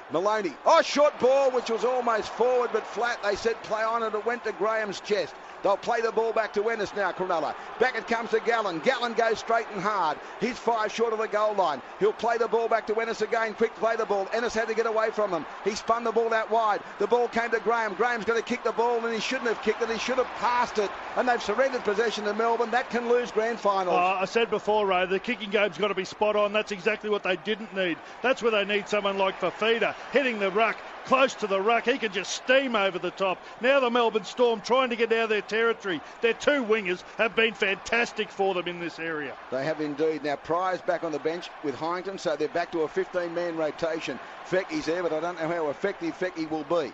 They'll play the ball, 25 out from the goal line, 8-6 the score here. Sharks over the Storm, a long way to go, 20 minutes in the 2016 Grand Final. They're 15 short of halfway, they play at 5th tackle. The ball went from Munster to Cronk. He's hit by Ennis again, and he kicked the ball downfield. It's coming up for Valentine Holmes, 20 metres out from his own line, Valentine. He runs into the defence. There are 3 there to meet him and greet him. He'll play the ball back.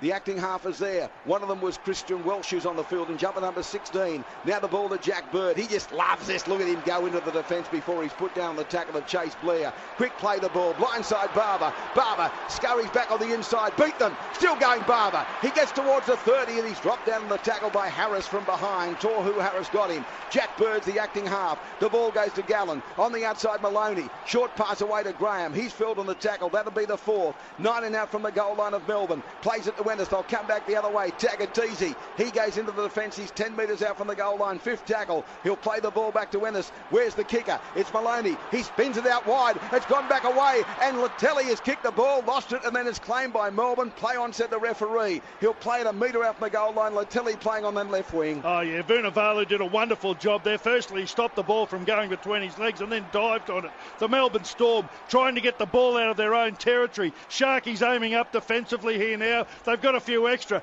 Pryor's back out on the field, so they've got a few of the boys back on the park here and with a chance of finishing this game off. Tagatisi's the man that comes off Darryl. They'll play the ball inside the 30 of the Storm. Then the ball comes back away. Held on the tackle. Looks like Welsh, the replacement player. He'll play the ball for Melbourne. 35 out from his own line. 5th tackle. Then the ball comes back inside the 40. Looking for a 40-20 here. The ball's heading straight downfield. It goes away from the touchline and Valentine Holmes picks it up almost on his goal line. One-handed and then brings it back into his body. Like, what's doing? It's only a grand final. I'll pick it up one-handed. He could have picked it up 2 hands, but just put one hand, left hand, mind you, grabbed it and brought it to his body. He's had a great game. Their outside backs from both sides have been fabulous here today. Here's the ball back away now. Look at this Bird. He's like an extra front rower, Jack Bird. He's a great player, and the tougher it's getting, the more he likes it. Well, there was a second bite of the cherry there from Cameron Smith as Fafita goes across field. Easy meet for the defence now. The centre, Chase Blair. Plays it back to Ennis. Here's Gallen charging up centre field. That's better. They need to run straight, and Gallen's showing the way. 5th tackle now, 45 out from the Melbourne Storm goal line. They play it. They come blindside now. There's Townsend. Low trajectory one. It's probably going to be too big. They're going to get a 7-tackle restart. Oh dear, from 42 metres out. It was just a shocking kick, and they get the 7-tackle restart. Back on that 20-metre line, 83,625 here, 17 minutes 22 to go. The Sharks lead the Storm by 8 points to 6, as the score would indicate it's anyone's game of football. Here's the big winger now, playing the ball back. Vunivalu. The ball came back away to the 16, Welsh. He unloads it out the back. And now Munster with a little bit of a step. He's put down. They've got to contain them. And now he'll play it 9 short of halfway. Good field position. The number 17, Ben Hampton's on the field. Fresh legs as well. He runs from acting half. Plays it back, Smith. At the 40-metre line, delivers the pass on the outside to Green. He's taken by Luke Lewis. He'll play the ball now. That'll be nearly the 4th tackle. 3rd tackle, they say, because it was a 7-tackle recount. Here's the ball coming back away. Held on the tackle now, Welsh. He'll be asked to play it. 22. No, he unloaded the ball to Smith. Great skills. Went to Cronk. Cronk got the ball away. They've got an overlap. Back on the inside they come now. The ball with Chambers. Chambers is going to score a try and put them in front for the first time. The Storm lead by 10 points to 8 with a kick to come. The referee points to the spot, no bunker here, and now the Melbourne Storm are in front, 10-8 with a kick to come, and the Cronulla Sharks, having led by 8-0, are on the ropes with 16 to go. Well, they're dropping off tackles now, but you know where that came from? It came from a 7-tackle set. It was a poor kick from Townsend. He just kicked it. It was always going to go dead. He needed to be more precise with it, but the ball came across the back line. They had an overlap there. One of the boys there got the ball on the outside. I think it was Blake Green. Might have been Hampton, actually, the replacement. He's just come out there, Ben Hampton. A bit of energy. He just got 2 Sharkies defenders to come to him, created an overlap, threw it to Will Chambers. He shrugged off the defence. Might have been Lutelli on the outside. Shrugged off his tackle and just scrambled over to score to the side of the post. Wonderful try here for the Melbourne Storm. They're in front. Sharkies need to regroup. They've got 15.5 minutes to go. Well, is it their date with destiny here this evening? Or do they surrender now, having led for most of the game, certainly for more than 3/4 of it, by either 8-0 or 8-6? And now the second try comes off a mistake by Townsend, kicking the ball over that dead ball line. They came into the competition in 67. They've never won a premiership. They've had a crack both in Super League and New South Wales Rugby League and NRL history. And they've got a crack tonight, but they've got to find some fibre, some courage and perseverance for the last 15 minutes of this grand final. Gallen talking to his troops behind the line. 8-0 at half-time, 8-6 in the second half, and now down 10-8 with Smith lining it up. Simple kick for him, 18 from touch, back on the 20. He kicked the other one from this western side, this time from the eastern side. He guides it towards the uprights. The touch judges, they've got it, it's okay, they lead 12-8. Mark Piggy Riddell's on the touchline. He's there for Spitwater Pressure Cleaners. Yeah, Ray, thanks. The player there that I want to give a rap to, it's Christian Welch. He's come on the field for this Melbourne Storm side, and he's got away a couple of really neat offloads. Now, it was his offload that I think surprised everyone in this stadium. He got it back to Cameron Smith. Cameron Smith was then able to play on, and eventually Chambers crossed for the try. But it was young Christian Welch who's had a couple of really good second phase, nice offloads out the back for this Melbourne Storm side that's caused the Cronulla Sharks some trouble. Here's Maloney sending the ball into the in-goal area. It's taken by Munster. They give it back away and they bring the ball back now and put down the tackle. 11 out from their own line. The Melbourne Storm in front for the first time in the game. They'll play the ball back. It's Smith there. He sends the ball away on the outside. They've got to pin them down. That was Finucane, by the way, who carted the ball from the in-goal area. He's back out there now. Plays the ball back to Smith. Comes on the other side of the ruck. This time it's Harris with it. He's dropped down on a good tackle. He'll play it back. Gallen was there with Lewis. Now the ball back the other way. This is this young bloke Welsh who got the nice offload away. He's held on the tackle and he's about 8 metres short of the halfway line as he's bulldogged to the ground on the tackle. They'll play the ball back. It comes on the outside. The number 17, Ben Hampton's there. He played a role, as Darryl pointed out. To his feet, plays at fifth tackle. Back it comes. The kick will come from Blake Green. It's a midfield bomb. It's a speculator. Now Valentine Holmes is going to attack the football and does.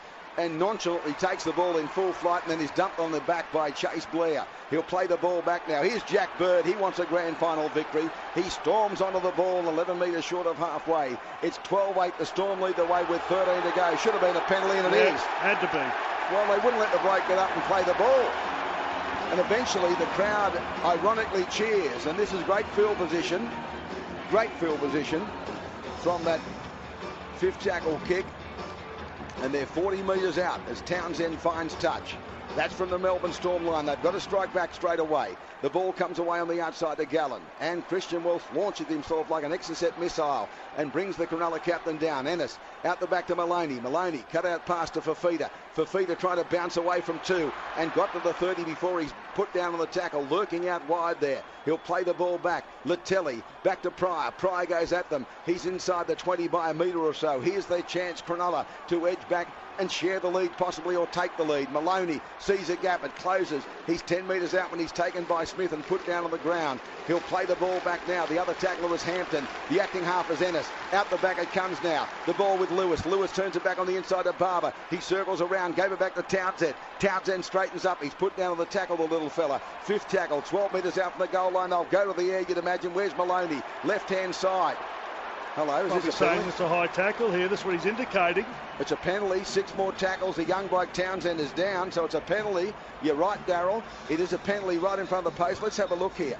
Christian Welsh over the top. Christian Welsh. He's a swinging arm. My goodness, the bloke was on the broad of his back. That's a terrible thing to do. Here it is here. Look at him. Comes in, bang, caught this. It's almost exactly what won them the game in Canberra a couple of weeks ago when the Elliot Whitehead came in with a swinging arm and hit. Might have been Ennis, I can't recall who it was, and they got the penalty from it and scored from it. What do the Sharks do here? They're down by 12 points to 8. They've got to take the tap. They've got to take the tap. Well, I hope they do with 12 to go. Well, we're having a discussion here about it. 12-0 with the possibility of 16. 14-12's better. 12 all.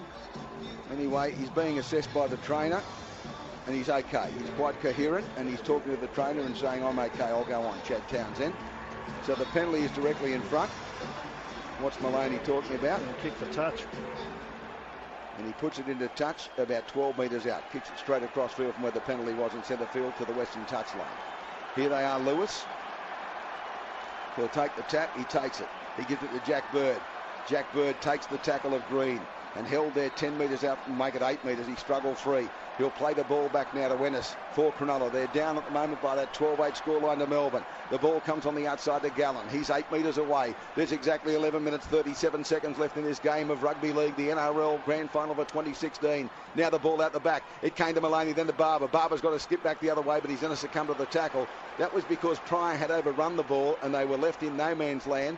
And so they'll play the ball through Barber, 11 out from the goal line. Ennis back to Pryor this time. He takes them on. He's held on the tackle, Pryor. He's only about 5 out from the goal line when he falls over at the feet of the 3 defenders. He'll play the ball back, including Ben Hampton, to his feet now. Ennis is there, goes across field, away to Fafita. Short ball, he's in the in goal area, got it down, try! Fafita got the ball down for your life. It's 12 all, I think. Let's have a listen right now. I've got try. Confirm he grabbed it. It's a try for your life, I can tell you. I saw his big arm come out like a praying mantis and slam dunk it right on the goal line at the southern end. It's a try for your life, and the replay verifies that. He got the ball down.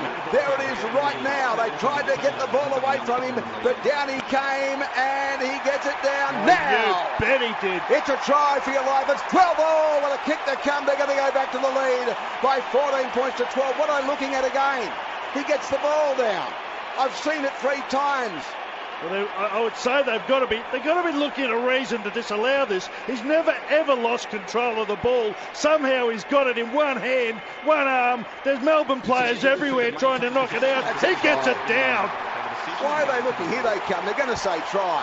If they don't, they'll tear the joint down seat by seat. It's a try. It'll be a green light surely. There it is, 12 all. Dare I say it, Darryl, for the 27th year. Don't touch the sets, don't touch the goal, don't you go anywhere. If they're ever going to score, it's going to be that bloke. I know he's got his critics out there, and rightly so, but he can play football. He's got a massive motor. He's the most likely of any of their forwards to make a bust, and he's been fantastic again for them tonight.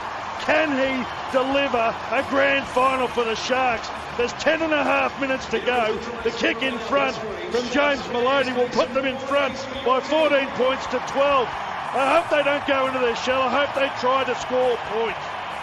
Well, that came from a penalty down the other end. It got them in field position. And look, there were 4 defenders, I've got to say, that I thought, oh, he's trying to do a Bromwich here and steamroller. He was held the wrong way and twisted his body like a contortionist and put it down backhanded. How did he hold on to it? I got no idea. He's got big hands. He must have. Here's the kick about to come. Matches his mouth. Here's the ball coming now. Right boot strikes it. Straight between the uprights at the southern end. 14-12. The Sharks on the verge of history lead the Melbourne Storm with 9 minutes and 41 seconds to go. Down on the touchline, Mark Piggy Riddell for Spitwater. Yeah, Andrew Fafita, he just offers a point of difference, doesn't he, playing in that front row position. You see there were 4 Melbourne Storm defenders. They all hit him well at first, but the ability to spin and twist his body, get that ball over the line, he's been one of the differences here tonight for the Cronulla Sharks. Well, the big difference now will be the set of 6. As the try scorer takes it forward. Darryl, they must contain possession and get a kick on the end of this one to maintain that momentum with exactly 9 to go. Absolutely. They need a good kick at the end of it. The kicking game will be the difference in winning and losing this game. Des Gallen up the middle. I think he thinks he was hit high then, but he's getting up and playing it. Here they go again. Lewis puts his hand up. Great run from him. What about the second half from Jack Bird? Herculean. Now, Lewis is down now. He's staying down. Something untoward in the tackle. He's looking a little unkempt. Let's have a look. In he goes. He's tackled. Oh, yeah, there's a shoulder there from the number 15 into his melon. It's a shoulder from Tim Glasby. Well, the thing is here, they can only penalise them if they think it's going to go to the judiciary, isn't it? Is that the rule? If he goes on report. If he goes on report. It's a big call from the referees here. I don't think they're going to penalise him at the moment the way the body language is. They're not. It was his shoulder, and so there's that debate about how can you use your shoulder deliberately in a tackle. But it certainly was. I mean, it should have looked. This is where it's bad. If that wasn't the rule about being on report or fronting the judiciary, it would have been a penalty because you can't hit people in the head. And he did. He did hit him in the head. Here's the ball back away to Gallen. He 5th tackle.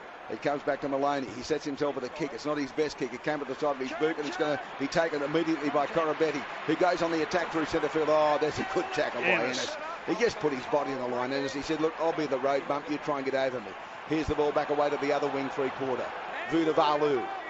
He's put down. I've had a couple of Fijian listeners tell me you've got to put the emphasis on VAR. Vunivalu. Here's the ball coming back away.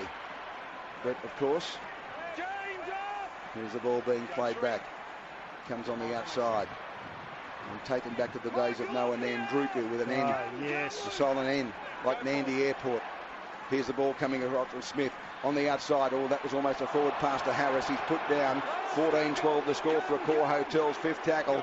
Here's the ball back to Smith. They need some magic here. Cooper Croc. Oh, kick straight to Jack Bird. And Jack said, you little bottler, give it to me. And upfield he goes to the 20-metre line like he's fielding in slips. Took it beautifully, didn't it? It wasn't a great kick, but he took it beautifully. Here's Valentine Holmes, his mate, coming and making a run here. Sharkies, 7.5 minutes to go. It's all in their hands now. This has been a wonderful second half from a couple of them. Jack Bird again takes a hit up, makes another 7 or 8 metres. Well, Jack Gibson once said of great players, if they can be just as effective wounded, that's when they're great. And that's what Bird has done. He had an agonising elbow injury in the first half. He got strapped up, he's come back, and he's been more effective in the second half wounded than he was in the first. On the 5th tackle, they're 41 out blindside. He's going to kick downfield. Oh dear, that's a bad blue. He put it out in the full, Darryl. There's going to be a change over here right on halfway. That's just a bad blue. Well, the kicking game's killing him. That's just a standard kick. He could have just dabbed that into touch, made 15 metres, but now the Storm get 0 tackle on the 40-metre line here. Both sides exhausted, absolutely exhausted. This will come down to an individual play. If the Storm get out of this, it'll be Cronk or Smith. Here's the ball back on the inside to Harris. He's held on the tackle now, but they're in great field position as they get to this second tackle now. 48 metres out from the goal line. Smith Away on the outside it goes. They're put down on the tackle now. 38 metres out from this Cronulla goal line. Back the other way. There's 6.5 minutes to go as it comes from Green to Munster. Munster gave the ball back away. There's Jack Bird with a great tackle on the opposite, Chase Blair. 21 metres out from the goal line. It came back away from Korobiti. Blindside Blake Green goes. He's at the defence. He runs into Valentine Holmes and put down on the tackle fifth. 10 metres out from the goal line. Plays it back to Chase Blair. Then it goes back to Cooper Cronk. He's going to kick across field now. Latelli's out there. The ball, they're going to let it bounce. It bounces up there towards Barber. Then it goes towards the dead ball line and Barber. And another player get there and palm it dead. It's palmed dead, I think, by the replacement, Jared Beale, just in front of Barber. They let it bounce, and Barber shakes his head. The goal line dropout will come with 5:47 to go. Cronulla, they lead by 14 points to 12. 5 minutes 42 to go. It was actually, I think Barber did get back there eventually and knocked that dead. They should have got hold of that. No, Beale was there. I'm sorry, it was Beale. Left hand, Jared Beale. Will Chambers was all over the top of Barber, and Beale knocked it dead. Well, this is it.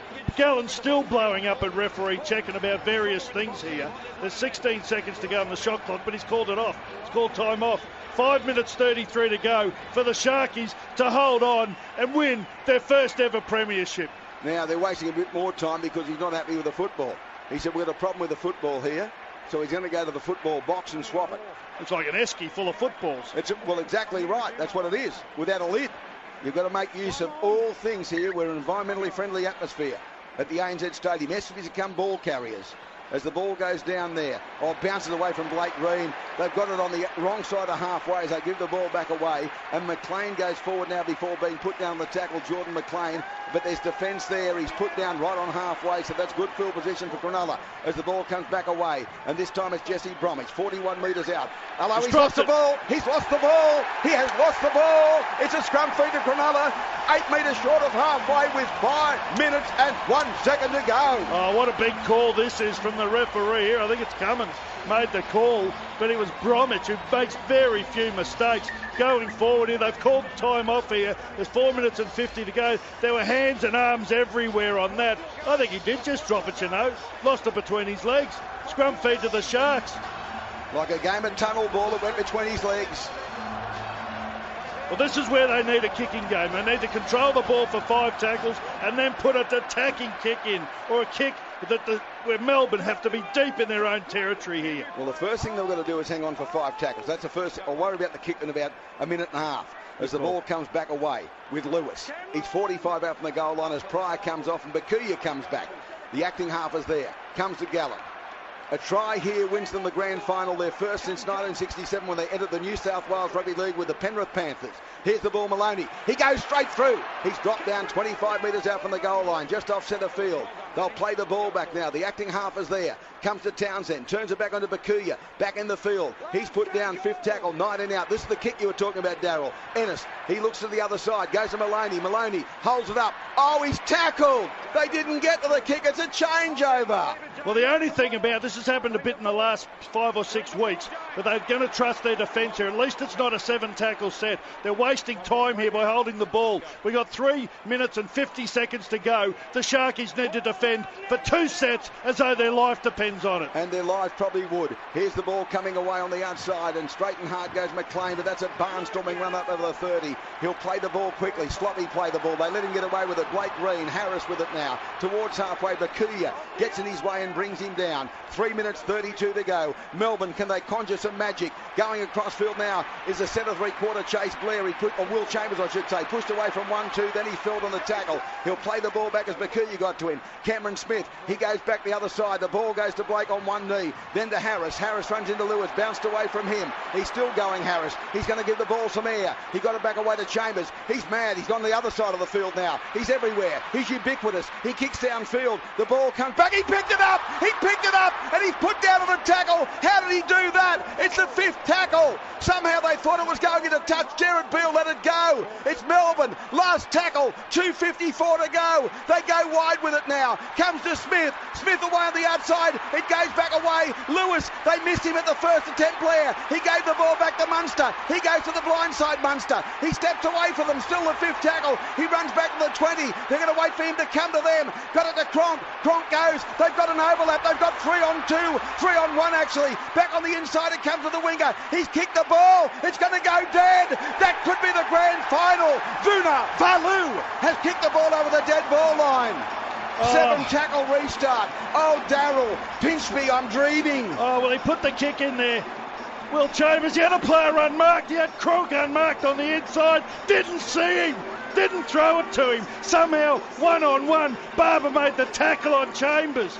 Incredible. There's 2 minutes to go in this game. The Sharks have just got to tuck this ball under their arm and then put a decent kick in and not let it be stripped 1-on-1. They've got to contain possession.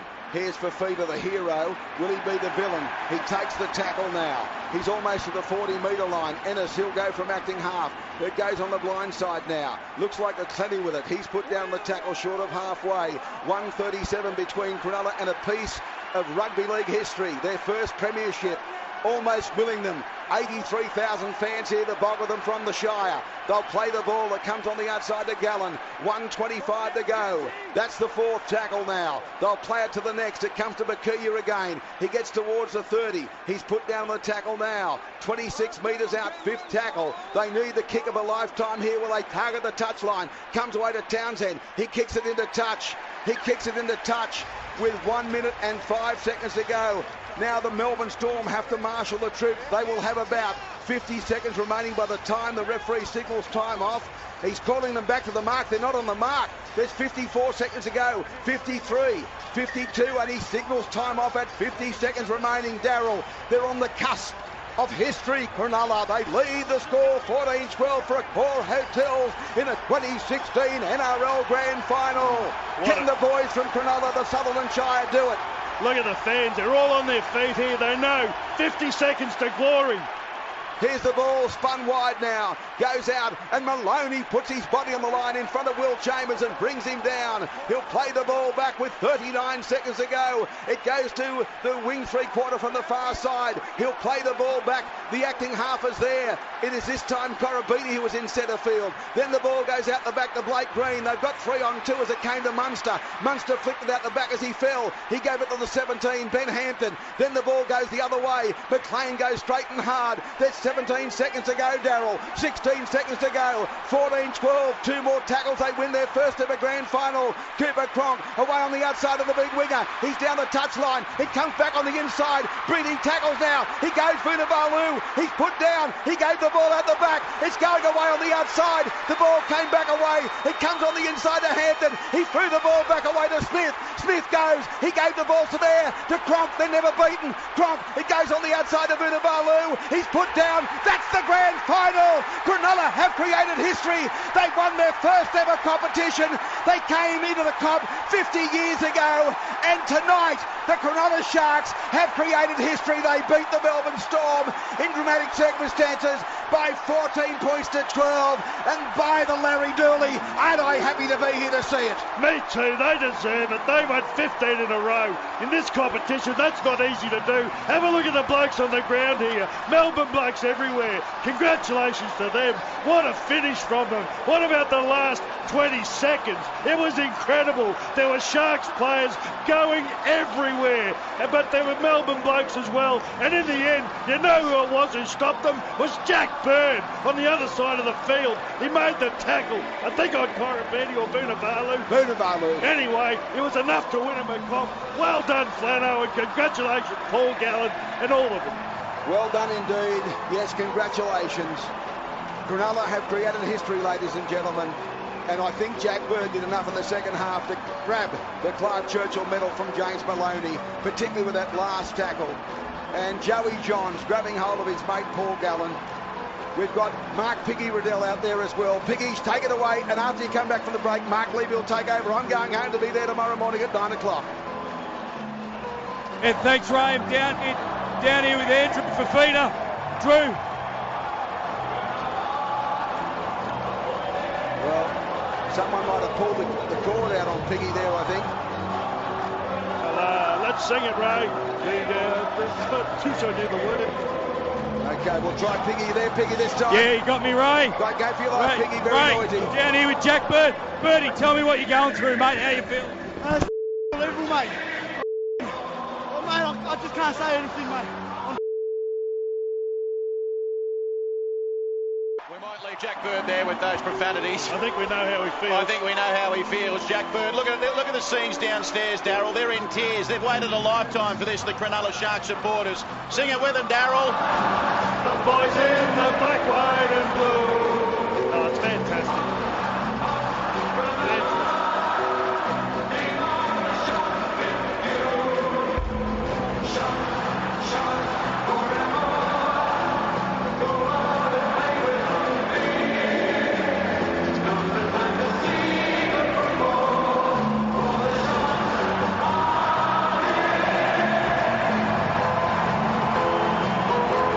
Cronulla Sharks, the 2016 NRL Premiers, Piggy Riddell. I'm having trouble finding you, legend. Have I still got you, buddy? Down, Downy. Heino, tell me about it. Oh, mate, going round. Don't get better. You've been going through it. 2005, it's been a long time. How good is this? How gutsy is this performance? Oh, we lost we had one on the bench by the end. So proud. Oh, mate, that's sensational. Mate, what about that team? You gussed it right to the 80th minute. You had to. Bodies on the line stuff right there. The Melbourne Storm looked like they were going to score for all money. Oh, so good. To do with these bunch of boys.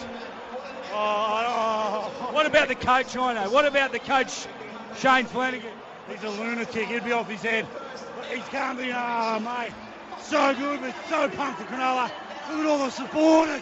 He's the done now. Go and enjoy it, Heino. Well done. Chris Hyington with Mark Piggy Riddell for Spitwater Pressure Cleaners. 14-12 Sharks over the Melbourne Storm. A great call from Ray Darrell and Mark Riddell down on the touchline. You go mad down there, Piggy. We've got to think of the man of the match competition in a moment too, Darrell. We'll do that for Harvey Norman and Bryden's lawyers in just a moment. The scenes out here are incredible, or to quote Mark Piggy Riddell, unbelievable. They're in tears, the supporters. They're in tears, the players. They've waited a lifetime. They've had their porch lights on, Darrell. I can't believe what I'm seeing.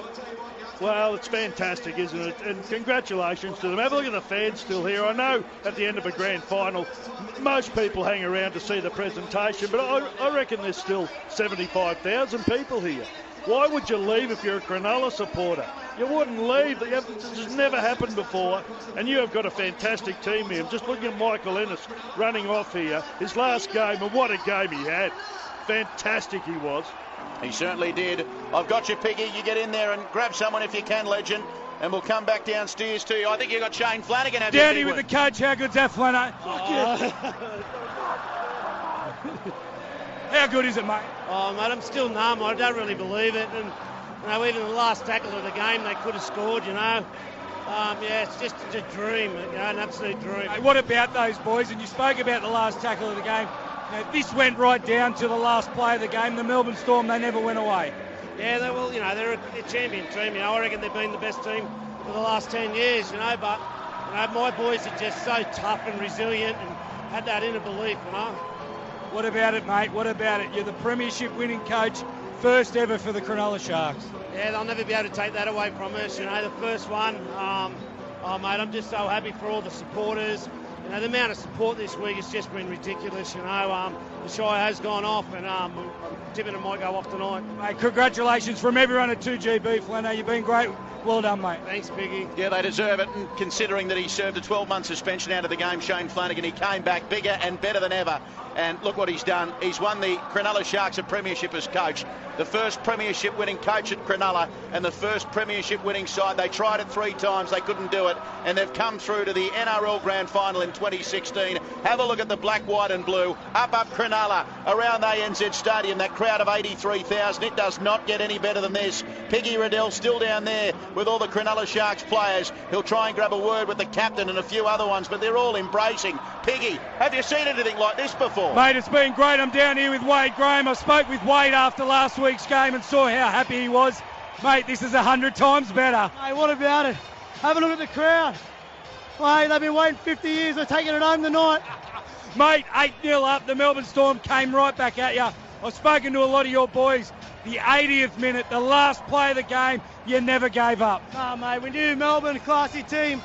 But, mate, we wanted it more, mate. We knew we wanted it more. And, mate, hats off to Melbourne. Hell of a team, hell of a season. Mate, but we got there in the end, brother. All right. Righto, let's get on to more important things, mate. What does this mean for the people back in the Shire? You're bringing the trophy home. Mate, I remember I was nervous all day. And then, mate, as soon as we jumped on the bus to head out of there, there was people on the streets waving and sending us off. And, mate, I just knew deep down that we could really do it, mate. And I'm so glad that we can take the trophy back to them. Let's get over there, Wade. Go and enjoy the celebrations. Well done. Thank you, mate. Thank you. Wade Graham with Mark Piggy Riddell. I remember last week, boys, Daryl, Piggy was embraced by Wade Graham. He gave him the biggest bear hug you've ever seen. And I said to Piggy last week, I'd hate to see what he's going to do to you after he wins the grand final. And I think I saw a big wet kiss from Wade Graham on the cheek of the pig boy. Outstanding stuff. 14-12. The full-time score, Sharks over the Melbourne Storm. That crowd, 83,625. 83,625. And I reckon just about everyone is still there. Let's head back downstairs. I think Piggy Riddell might have a few more people with him. In fact, no, he's just trying to catch up with James Maloney, who's embracing some of his teammates. Piggy, you're doing well down there, mate. I know what it's like. It's very, very busy. James Maloney's there in front of you. You might be able to get him. James Maloney had a wow of a game. In fact, here's Chad Townsend with you, big boy. Yeah, down here with Chad Townsend. Chad, local boy from the Shire, mate.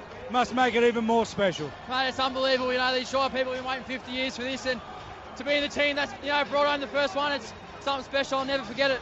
Mate, what about the gutsy performance from your boys? Geez, you were good right until the last play of the game.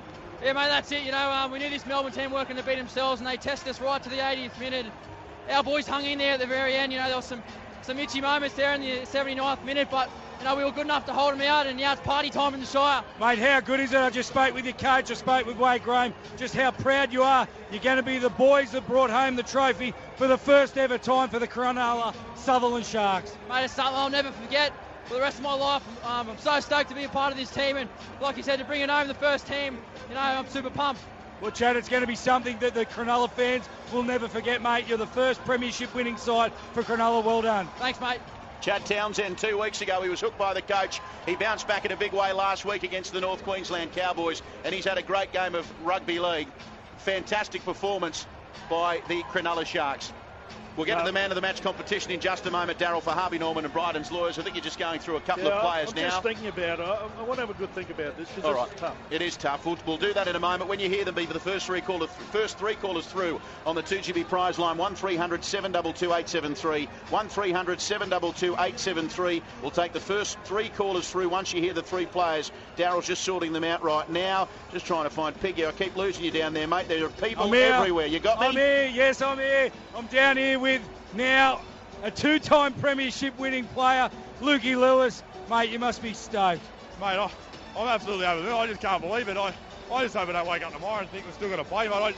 I'm in that much of shock at the moment, but I'm absolutely wrapped with the way the boys played tonight and just stuck in there for that 80 minutes. And, you know, they had to run against us in that second half, I think, and we had to dig deep to get back in the game. And, yeah, I'm just glad that we held them off in that last 10 seconds there. They could have scored. Yeah, I've got to say, just on the game, I think over the last 3 weeks, you've really built some real good momentum. And the fact that you're able to hold this Melbourne Storm side out late must be a phenomenal feeling. Oh, mate, it is. They've been a real benchmark, you know, all year. They're a superstar side, and we knew we had to be on the night. And, yeah, I'm just so happy for the boys that, you know, we just dug deep and held them out. And, you know, they're a class side. You know, they can score tries from anywhere. So, yeah, very happy. You must be even more special with little Hazel here, mate. Makes it even more special for you. It does, mate. She's the love of my life, mate. She's really made 2016 for me, but now this just tops 2016, the best year of my life. Congratulations, Louie. Go and enjoy it with the boys, mate. Very much, mate. What a ride he's had, Luke Lewis, a fantastic bloke, Daryl. I know you know him and his wife and little Hazel very, very well. You'd be very proud of that man right now. Luke Lewis, a premiership winner yet again. Oh, he's a fantastic player and has been for a long time. He's had his ups and downs. He's had cancer. He's had knee problems over the last few years. He's been reasonably injury-free this year, but he has just been fabulous for them. And he was brilliant in the first half, and he was there in the second half when things got tough as well. That's a gutsy win from them. They were down and out. When Melbourne got to the front and they had players off the field with injuries, etc., they needed to really grit their teeth. And the try from Andrew Fafita was brilliant. It was. It was brilliant. He took them on. He took 4 of them on, and somehow he kept the ball in his hand and planted it down under the sticks. There's a moment. Paul Gallen embracing the Federal Treasurer, Scott Morrison, who's a passionate Shark supporter. Piggy's down there as well. See if he can muscle in and get the skipper, Pig. He's just there in front of you, mate, if you want to go over and have a chat to the inspirational leader. Didn't he have a massive game, Paul Gallen, the skipper, and he was in tears as that full-time siren sounded. He's waited a long, long time. Here's Paul Gallen with Mark Piggy Riddell. Gal, explain it, mate. Explain the feeling. Oh, mate, it's just so good. I mean, these boys just, you know, we were so good in the first half, but we didn't come away with enough points. We knew Melbourne could be hard to score against, and just that 8-0 was neither here nor there, and they got back to 8-6, and then they hit the lead. But you know, we had some ball. We didn't hit our points quite right, but then once we did that, hit the big fella over under the post and defended our way to victory. Mate, it just shows the guts I think this side's shown all year. Yeah, we have. You know, we run 15 in a row there, and we were guilty of looking for the semis, and you know, we got found out a couple of weeks in a row, but we got back to playing good footy in the semis, and I thought we're on the way up. You know, the way the boys beat Canberra, the way we played last week, I thought we're on the way up. Whereas Melbourne played their last 3 games at home against good sides, and they had to travel to this week. I knew it'd be a little bit hard for them, and you know, to their credit, they're a great side and they stuck in there. But to our credit, we hung on for 80 minutes and we got the win. Gal, what about yourself, mate? You've been at the club, I think, since '99. You've been through some ups, you've been through some downs. How are you going to feel carrying that trophy off the bus when you get back to Cronulla? Oh, mate, I'm just gonna be proud. I don't know. It's a bit surreal at the moment. I'm so tired. I'm just exhausted, mate. But you know, I don't know. I think I'll be pitching myself a bit tomorrow. But I'm just so proud of the boys. They were just unbelievable. Well done, Gal. Go and enjoy it with the boys, mate. It's phenomenal. Thanks, mate. Paul Gallen having a chat to Mark Piggy Riddell. 14-12, Sharks over Melbourne Storm, the 2016 premiers. The Cronulla Sutherland Sharks, and the parties have begun down in the Sutherland Shire. We're getting emails through aplenty at 2gb.com, 4bc.com.au. Everyone on the way to Sharkies Leagues Club. And you wouldn't believe it, there's a Twitter handle on social media, Darryl. Harold Holt. He's just put up, see you at Northies, boys. Yeah, brilliant. We're going to have the presentation here in just a moment. Thank you, Piggy, for those interviews. He caught up with just about everybody downstairs. And the 3 players, Darryl, just before we get to the presentations, if you would, please. The 3 players in the running for the Man of the Match award for Harvey Norman and Bryden's lawyers. So difficult, and I know I'm a Sharkies man, but I'm going to give it to 3 Sharkies. Jack Bird, Andrew Fafita, Michael Ennis. All right, Jack Bird, Andrew Fafita, Michael Ennis. Jack Bird, Andrew Fafita, Michael Ennis. If you'd like to take part, 1300 722 873. Let's go down to the stage and the dais. Here's Steve Allen, the ground announcer here at ANZ Stadium. 262 games with the Melbourne Storm. Also joining us tonight, representing the Churchill family, would you please make welcome Rodney Churchill. And ladies and gentlemen, to my left, 2 legends of rugby league, Norm Provan and Arthur Summons, also on stage.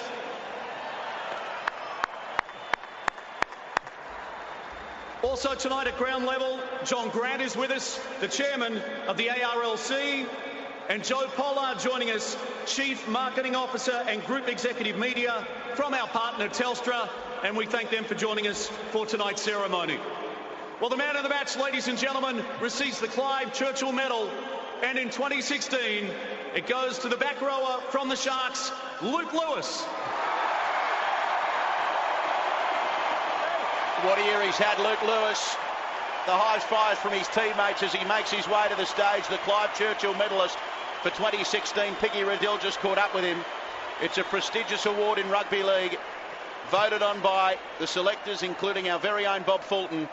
And Luke Lewis making his way over to the microphone, just Luke shaking Lewis hands with the won a dignitaries. premiership way back in 2003.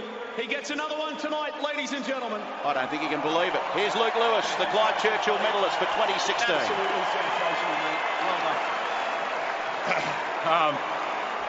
done. First of all, sort of lost for words, but I just want to say to Melbourne, you've been the benchmark all year. You're a superstar side. It's always a great challenge, and fortunately enough for us, we did come up with the points tonight, but thank you very much for a great game.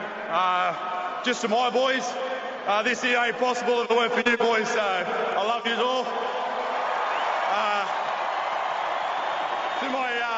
To my family, my mum, stepdad, sister, my wife and my beautiful baby girl, I love you. You made 2016 the most memorable year of my life, so thank you very much. And for the rest of the Cronulla supporters here and back home, I love you all. Sue's back there. Pretty popular winner of the Clive Churchill Medal for 2016, Luke Lewis, as he shakes hands with a few more dignitaries, and he'll be back with his teammates. Well, there was 83,000 people here, and I reckon there's probably about 70,000 still here looking around the ground. There is just a sea of black, white and blue. Tonight. Well, ladies and gentlemen, time to acknowledge an absolutely superb rugby league team coached by Craig Bellamy. Would you please welcome on stage the Melbourne Storm, the runners-up in 2016, led by their captain, Cameron Smith. They were gallant in defeat. They hit the front in the second half, and then Andrew Fafita, he barged over, levelled the scores. James Maloney put them in front. And Daryl, you can't be too harsh on the Melbourne Storm. They were gallant. They were in the fight right up until the end. Fantastic. You just can never write them off, can you? They are a wonderful team. They just keep producing year in, year out. I know I always underestimate them, but they are a wonderful team. 1999 here at this venue against St George Illawarra, and 2012. Please welcome to the microphone, Cameron Smith.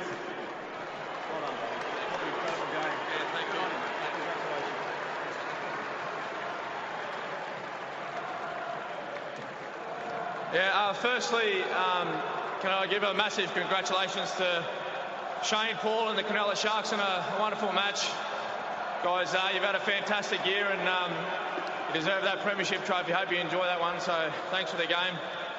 Can I thank the NRL for another fantastic season? I think the game's gone from strength to strength, and hopefully we see some better footy played next year. Can I just thank a few of our sponsors, Crown, Suzuki, Host Plus, and there's many more. Thank you very much for your support throughout this year and your ongoing support in years to come. Can I thank all of our fans that have turned up tonight? Made a long trip up from Melbourne, and there's a few in here around Sydney and come from up north in Queensland. Thank you very much for being here and supporting the team. You've been great all season, and we love everyone here. To all of our family and friends that made the long trip up as well, guys, thank you very much for everything you've given us this year. You guys have been fantastic through good times, bad times. You've always been there for us, and yeah, we can't thank you, enough for everything you've done. To all the coaches, to Craig, Adam, Jason, Mark and Aaron, thanks very much for putting us in this position that we've been in.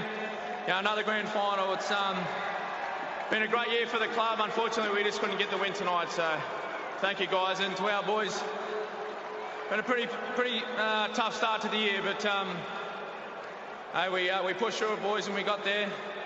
But it's disappointing, but we've got to hold our heads high, so boys, well done. And just lastly, as disappointing as tonight's going to be, finishing runners-up,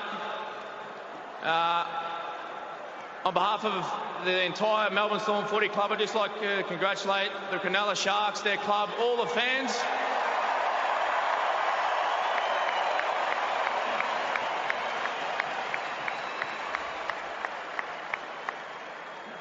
You guys have been waiting a very long time for this moment, and it's taken a lifetime, and many people that supported the club for a long time didn't see a premiership, but everyone here tonight has, and I hope you enjoy it thoroughly. Well done. Yeah, he's all class, isn't he? Cameron Smith, so gracious in defeat. And the Cronulla Sharks shortly will have a rock star reception when they're presented with that famous Proven Summons Trophy. 14-12, if you're just joining us, the Sharks over the Melbourne Storm. Match akin, his second grand final tonight, ladies and gentlemen. So the referees, his fourth grand final. The referees being presented with their medallions. And we'll get to the man of the match in a moment. We've got our callers, and we'll get to that in just a moment. And I'm told the Leagues Club are still singing Up, Up Cronulla by our reporters. And the Sutherland Shire, I think, is now in darkness because all those porch lights have now been turned off. And just on indulgence too, a great mate of ours and a member of the Macquarie media family, Glenn Wheeler, who is one of the most passionate Cronulla Shark supporters I know. He was the ground announcer at Shark Park for so long, and he's out here in a private box tonight with his beautiful wife. He's had a couple of years from hell, and I hope he's enjoying this moment because he's waited just as long as everybody else for a Sharks victory. Joining us on stage, Winston Hills Hawks and Tigers under-11 teams. They'll present the premiership rings tonight. The first member from Cronulla that we'd like to invite on stage, would you please welcome their coach, Shane Flanagan.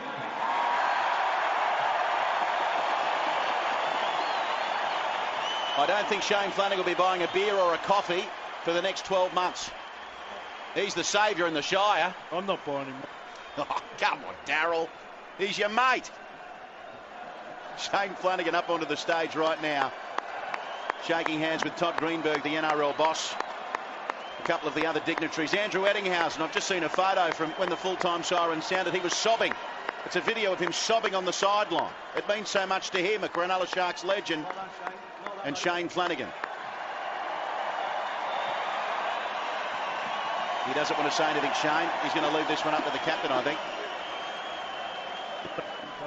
Just Shane Flanagan, turn yourself a on premiership there, winning coach in 2016. Let's... He's pumping the fists in the air, Flano. He loves this moment. Let's now invite his team on stage. We start with the fullback who scored the opening try of the night, Ben Barber.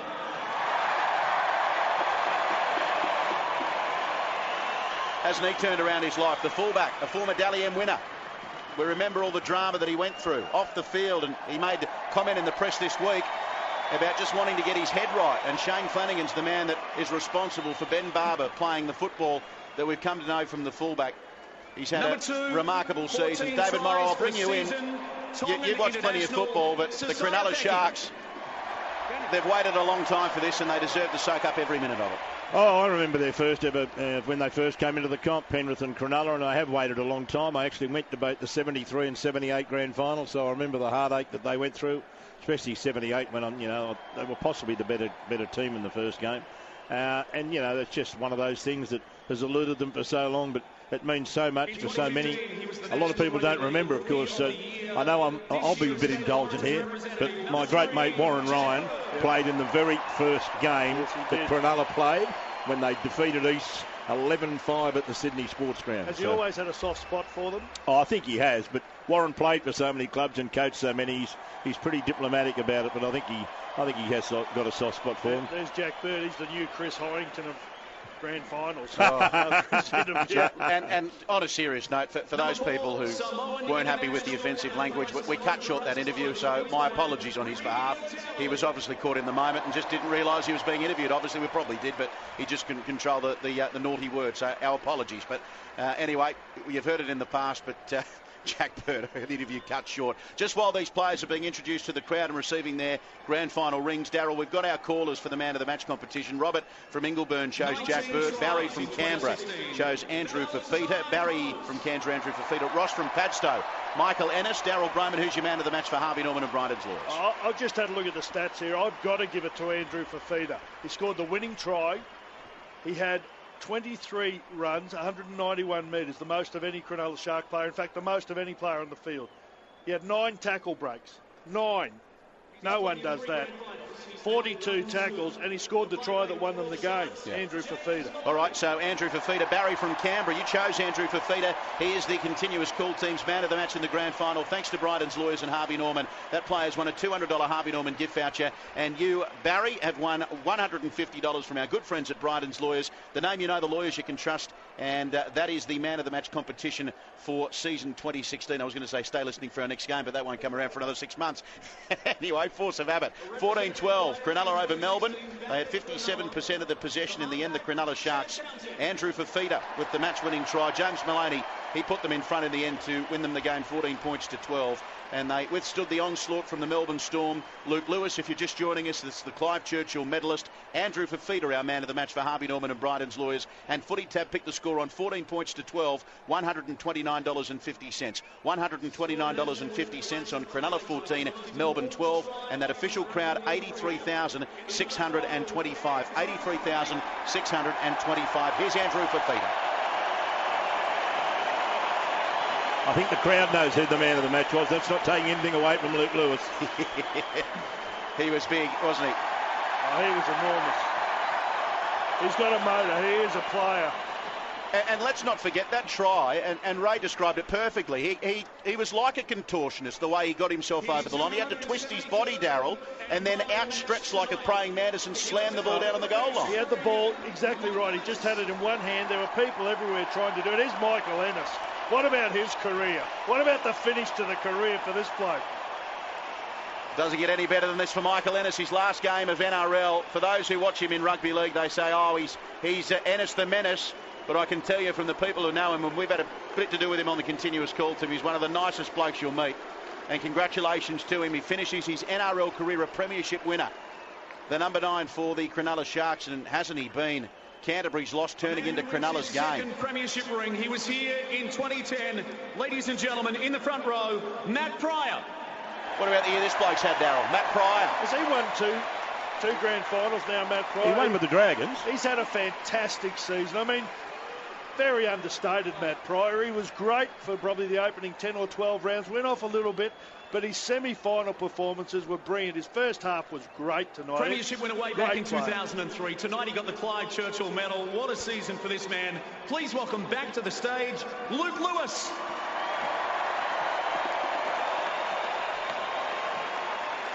Luke Lewis, the Clyde Churchill medalist. Just seeing if I can see the pig boy. I forgot about him. If he's down there somewhere, probably just enjoying himself, the pig. He's lapping it up. Just cracked open a beer with Harry. Piggy, have I still got your legend? No, he might be on his way back upstairs. There's plenty of people downstairs. And this man made his State of Origin debut in 2016. Number 12 for Cronulla, Wade Graham. The stand-in captain when Paul Gallen's not there. He's turned into a real leader for the Cronulla Sharks. And just a special mention to the Melbourne Storm players. They're disappointed and they're over there sitting down just watching these presentations. So well done for them for hanging around for this presentation and doing the right thing. Shane Flanagan's still up there. He embraces Wade Graham with Andrew Weddinghausen. Let's go to the interchange bench for Cronulla tonight. Number 14, a Kiwi international, Jared Beale. How are you feeling, Darryl? You're pretty close to this club. You caught up with them for lunch. You must be pretty proud of them. You know him on a personal basis. You know the coach really well. You talk to him on a regular basis. Mate, the Shire would be proud of these boys, as would you. Oh, I am. I'm very proud of them. It's been a big year for them. And Mark, you've got to put into context what they've been through in the last 3 or 4 years. The coach got suspended for 12 months. Now, rightly or wrongly, it's a massive thing. He lost his mother in that period of time. He's had a tough run. Yeah. And a lot of these other blokes have had a lot of fingers pointed at them. And I can tell you they all believe they're innocent. But let's move on from that. But for them to regroup as a club and in the space of 2 years to come from last to win the competition is a magnificent performance. There's an interesting question from Paula Adillawong. Where's Mike Baird and Malcolm Turnbull on the official stage? I don't think they'd be welcome today, Paula. Stu, congratulating Ray and the rest of the team on the call. Steve, like him or loathe him, where would we be without Andrew Fafita, says Stephen Hornsby. Debbie, hi boys, what an awesome end of the year. You guys are gold. Tex, awesome call from Ray, Big and Pig Boy. I love the continuous call team. I'm so happy for Glenn Wheeler. Look forward to Flano and the boys with the trophy at your place tomorrow. Glenn Wheeler, who will be celebrating this. That's what they're doing. Flano and Gell are taking it over to his place. How good. Jason Bakuya. Hope they've got a bus driver. I'm going to keep quiet here because the bloke that they're about to introduce is the captain. He is the heart and soul of the Cronulla Sharks. He's waited all his career for this moment. I talk of the captain, Paul Gallen.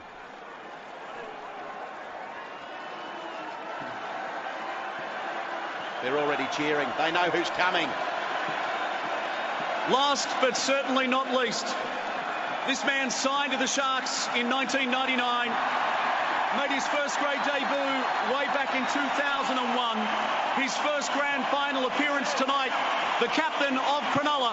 Ladies and gentlemen, Paul Gallen.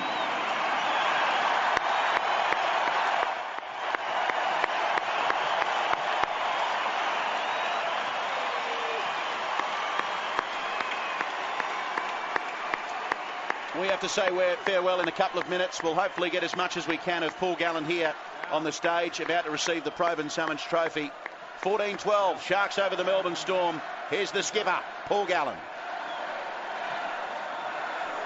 First of all, I have to thank Cameron and Craig and the Melbourne Storm, other minor premiers, terrific side, and they just kept coming at us all day. You know, we just knew we had to stick to our systems because 8 points wasn't going to be enough, and he's just kept coming to the final whistle, but you know, we spoke all week about wanting it more, and thankfully we held on. To ANZ Stadium, it's the best stadium in the world when it's full. To play today was awesome. Thanks to the NRL, Holden and Telstra. Thanks to all our sponsors, Southern Cross Group, Southern Radiology.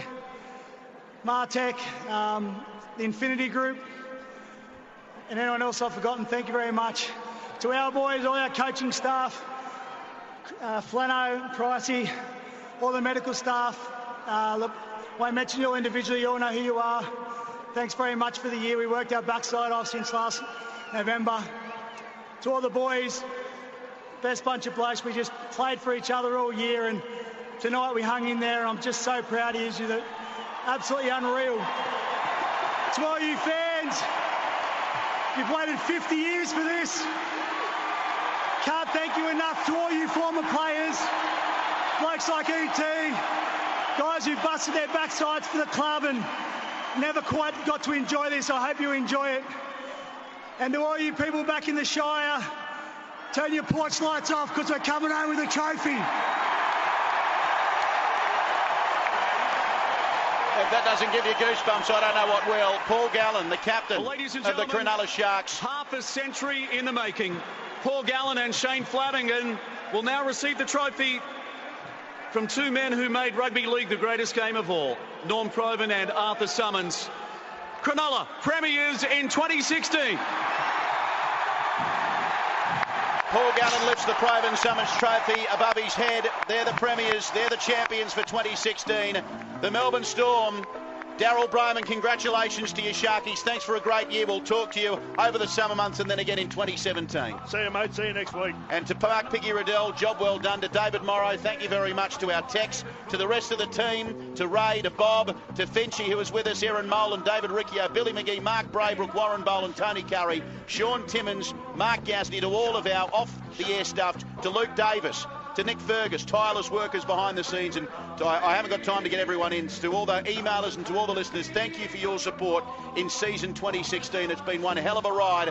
We had plenty of fun doing this program, and I hope you have plenty of fun listening to us. We'll be back over the summer months and the continuous call team back bigger and better than ever next year. Congratulations to the Cronulla Sharks. 14-12, they've beaten the Melbourne Storm, and the party will rage on for days in the Shire. Cronulla are the premiers.